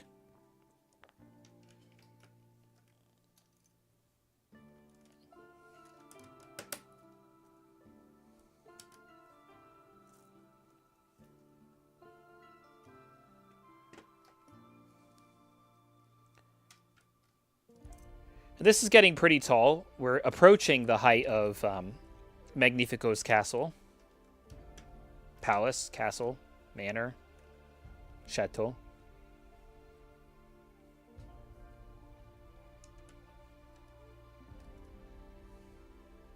Oh, building sideways. Oh, it's a giant gear. Let's do this. Thumper.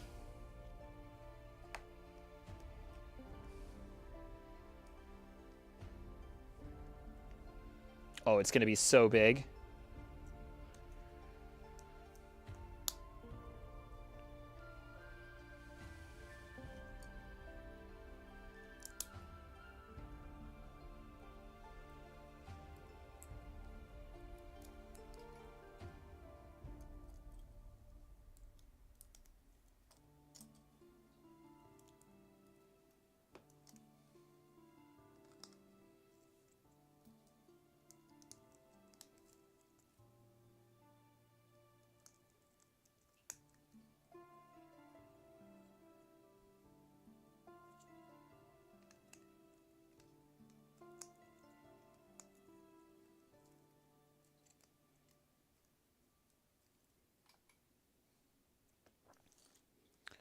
12 of those, like the hours of the clock. 2, 4, 6, 8, 10, 12. These. Doesn't look like a giant gear quite yet. Actually can't quite figure out what we're going to do to make it look like a gear. Ah, these. 1, 2, 3, 4, 5, 6, 7,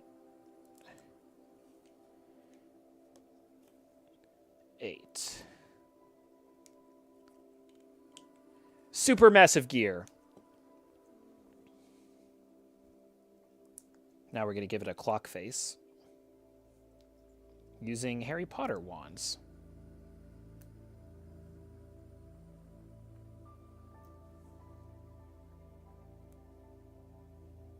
And old harpoons, which we just saw in another... Actually, it was this set, wasn't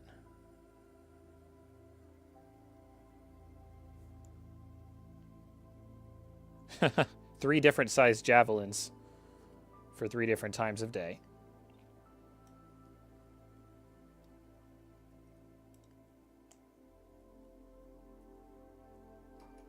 Well, I'm impressed.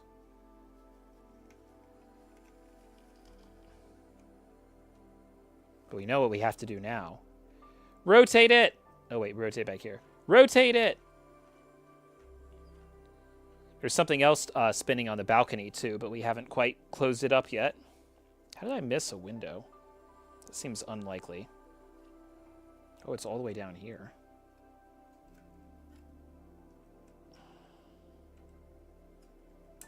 Got it.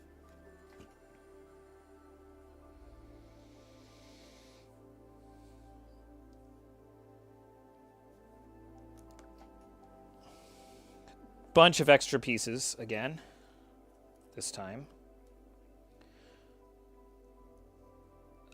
So those would be extra. That would be extra. The thumper would be extra. This would be extra. I suppose these spikes would be extra.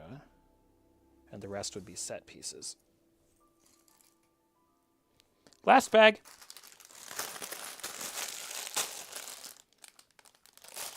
And again, because we didn't make it go too high, this looks like a reasonable... The building has a reasonable profile. Oh, right, we still have to make a whole onion dome on top. Using a different onion piece than the one that's used in the other dome over there. This is not a very big bag.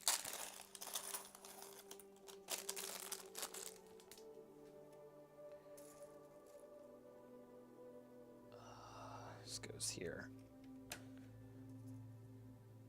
This goes here. Golden frogs. Because what's a decoration without being decorated by frogs?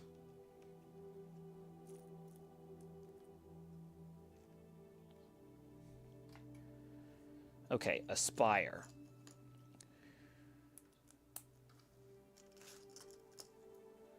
Jumper, jumper, plate, jumper, jumper.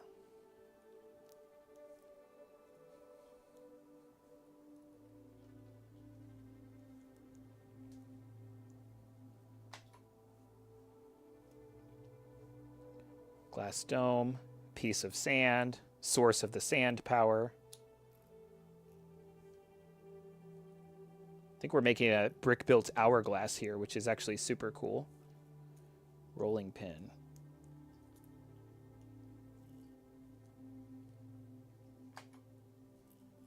Yep. Jumper. Jumper. Plate. Jumper. Jumper. Thumper. Thumper. Thumper. I guess there's water on the other end of the hourglass. Water tile. Barbells.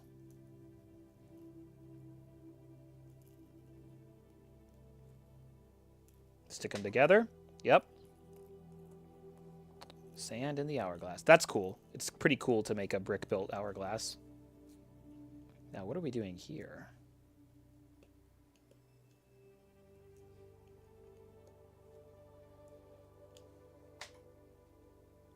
Oh, this is what turns. This is the other thing that turns.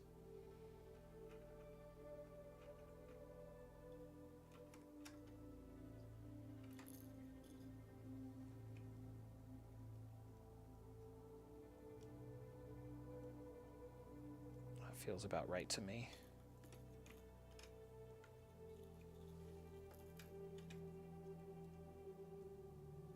So as you spin the gear, the hourglass turns and the...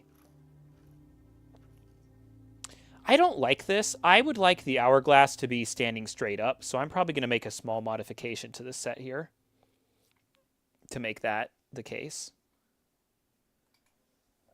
But we can go ahead and finish it as designed for now. I know what all these other blue parts and water pieces are too. Goes there.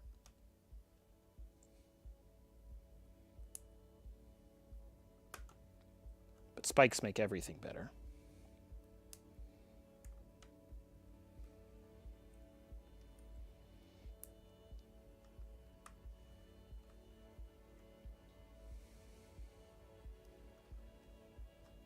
Yeah, I'm going to take this hourglass off.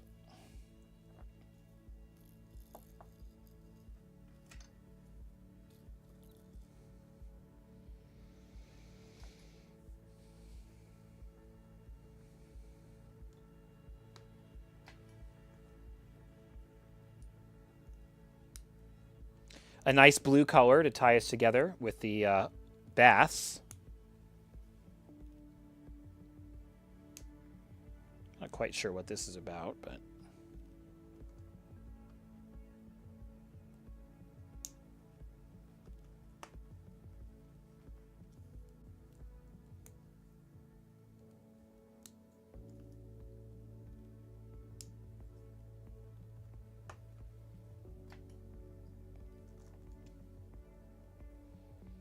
Now for an onion dome of some kind.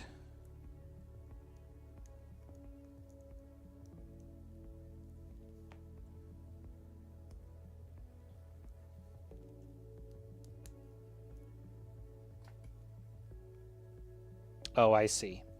Now my question is, can you make a solid dome with how many of these?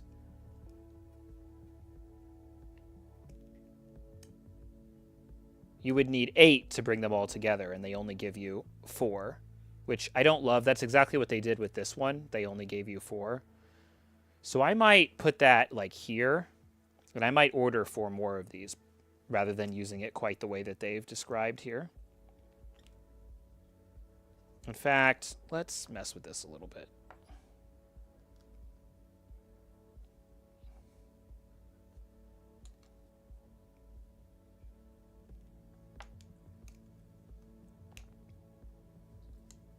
Just to show what it's ultimately going to look like.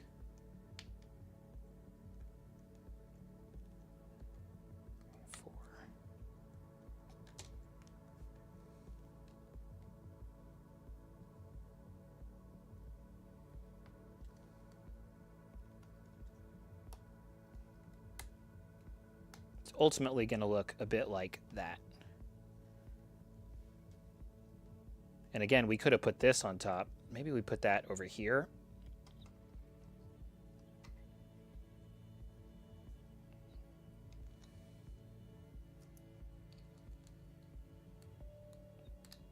We could put the hourglass in here. Yeah.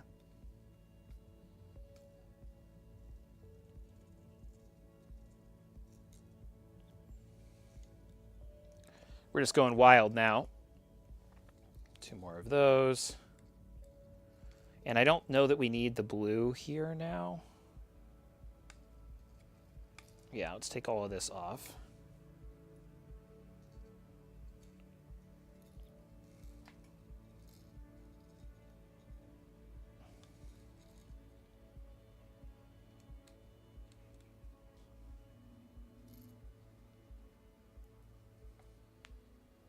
Take this off.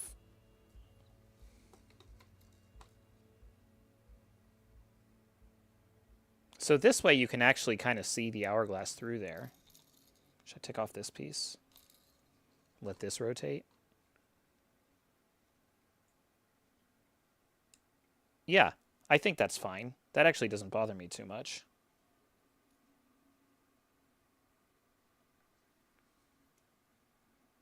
I need another jumper to go here. Actually, I could do it like this.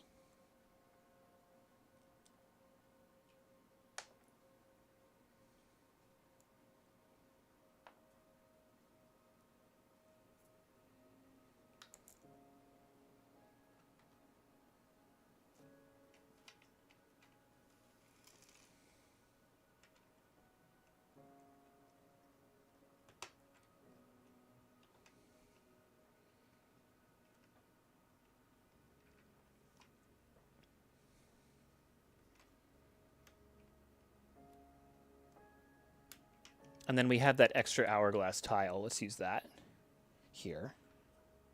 So at least that'll spin while we spin the rest of this. Yeah. Yep.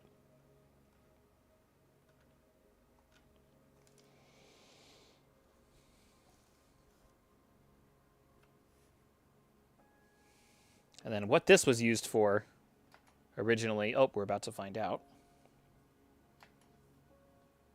And like, that's a cute top, but it's not good enough for us.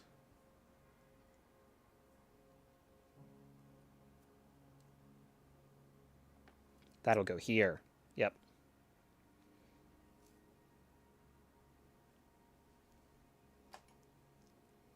And then here's some kind of water magic.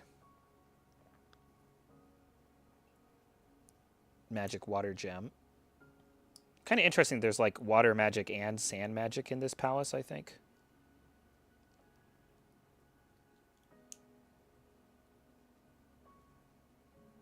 Add 2 more.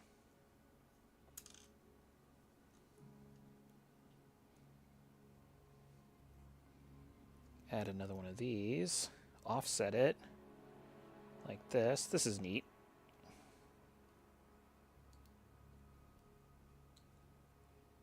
Add another one on top. This could go in there.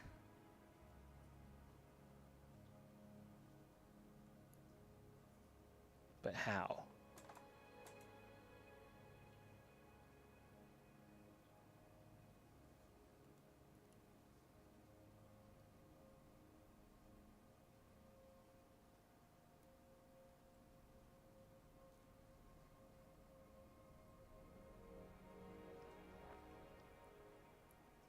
Like that. To put it like that. Some kind of water crystal. Then we can put this like so. Reasonably good adjustment. So let's actually... We can put the hourglass over here and this water crystal inside here, I think. Yeah. I actually think that looks pretty nice. Then our hourglass can go back here. There should actually be a way that's not that complicated to attach these gears here. Not easily. Unfortunately, not easily.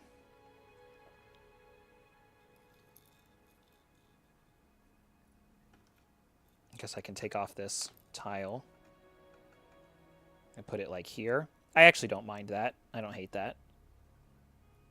It's not astonishingly sturdy, but it's sturdy enough.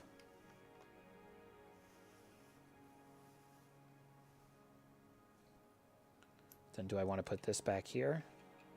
Maybe. Come over here. And then I can connect the water magic like this. It's as if they always intended it this way.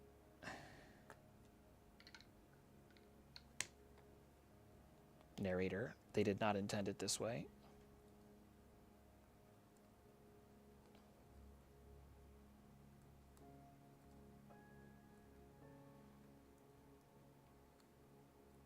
There we go. So this just got a lot more sturdy.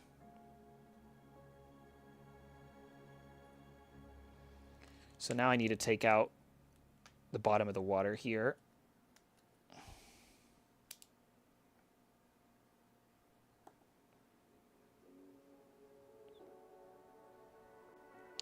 This is an extra piece. This is an extra piece.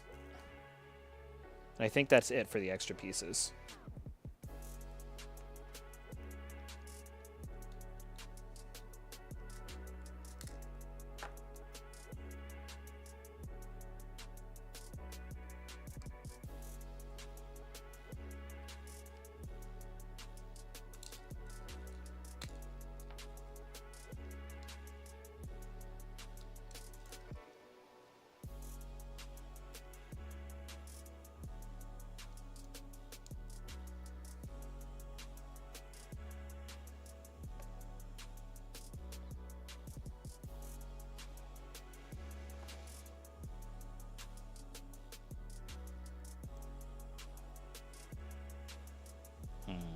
I don't have an easy way to connect what I'm looking at here.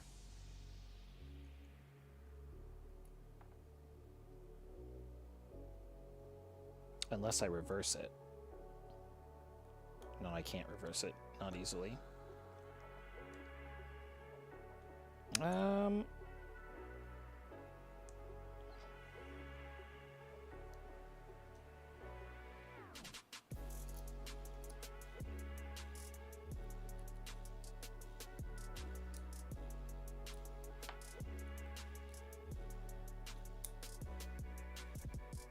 Ugh. Okay. That is pretty flush. It's flush enough for me. If I had... Okay, let's find one in here. So we want a neutrally colored stud with a hole. Here, this is like dark sand colored. That's pretty good.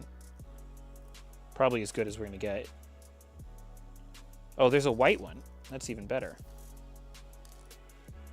So we're adding a piece here.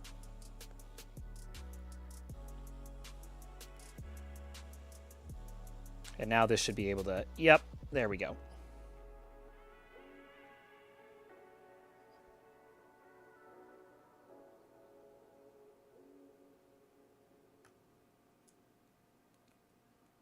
Oh, wait.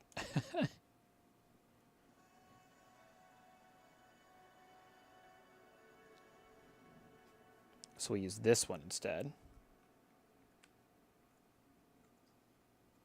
Because this will be able to go through everything else. Slide that in there. Slide that in there. And now we actually don't need to use that extra piece that we just pulled. Just have to slot this down. It can go, right?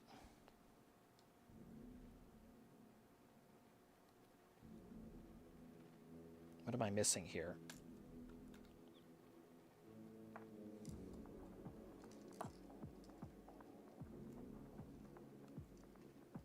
Yep, it goes.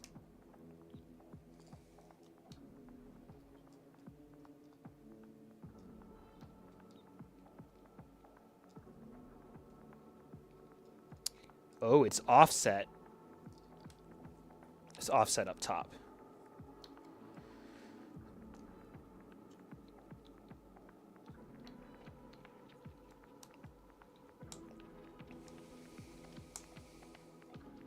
Onion dome, why must you plague me so? Okay, so now we put this here. This here.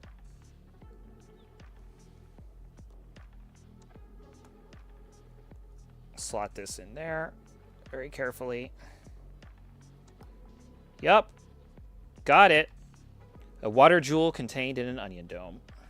Put back our extra piece. And we got it. It actually works. It actually works. Yeah, I'll probably cover that up. This would be an extra piece. Oof. That was suboptimal. That was decidedly suboptimal. This goes here. this goes here. And these are extra pieces. These are set extra pieces.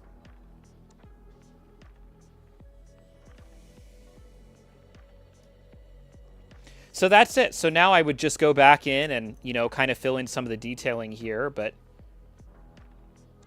it's kind of unnecessary. It's kind of unnecessary, given everything else I've done. Did I put this in as an extra piece already? I don't think so. I think this is an extra piece. No, I think I did. Which means we want to hold on to this one. So that's it. Another...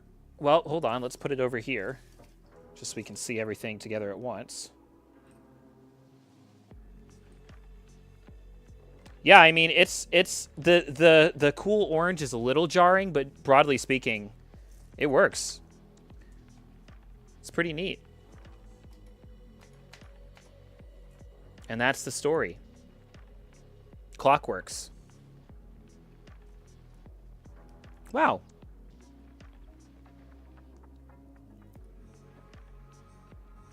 It definitely fits as one cohesive street. Okay, so I'll be right back. Let me show one last thing before we end this one.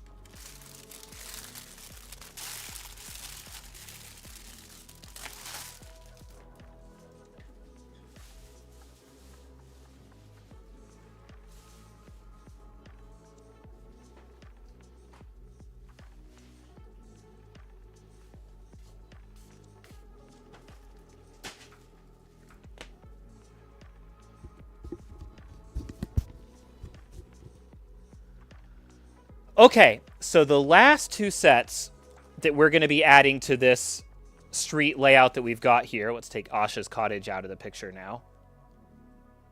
Bloop. Goodbye. Bloop.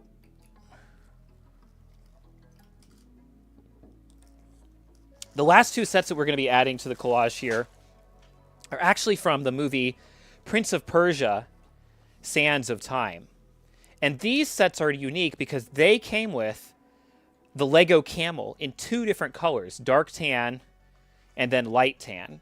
And this is like a super sought-after animal mold. And I've got them both right here, actually. I guess we could open this right up. And I'm not even sure, has this set ever been opened? Yeah, this is resealed, which means it should be super easy for us to pull out our camel friend because, you know, there's no time like the present.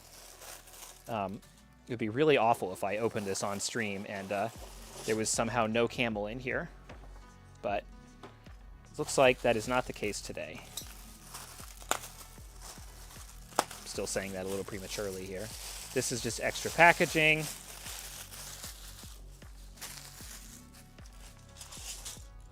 Camel. Here's our dark tan camel. And the instructions. So this is another in-between set, just like the Asha. So we'll use this in between probably this Sandman's Tower and the last set, the big Prince of Persia set. So for the big one, that's also in baggies. Baggie 1, baggie 2. And we can see the light tan camel, the two of them reunited after all this time. So a little bit more work to do. So for this set, this is going to be kind of fun because I'm going to keep the core part of the palace, which looks like it's a perfect 16.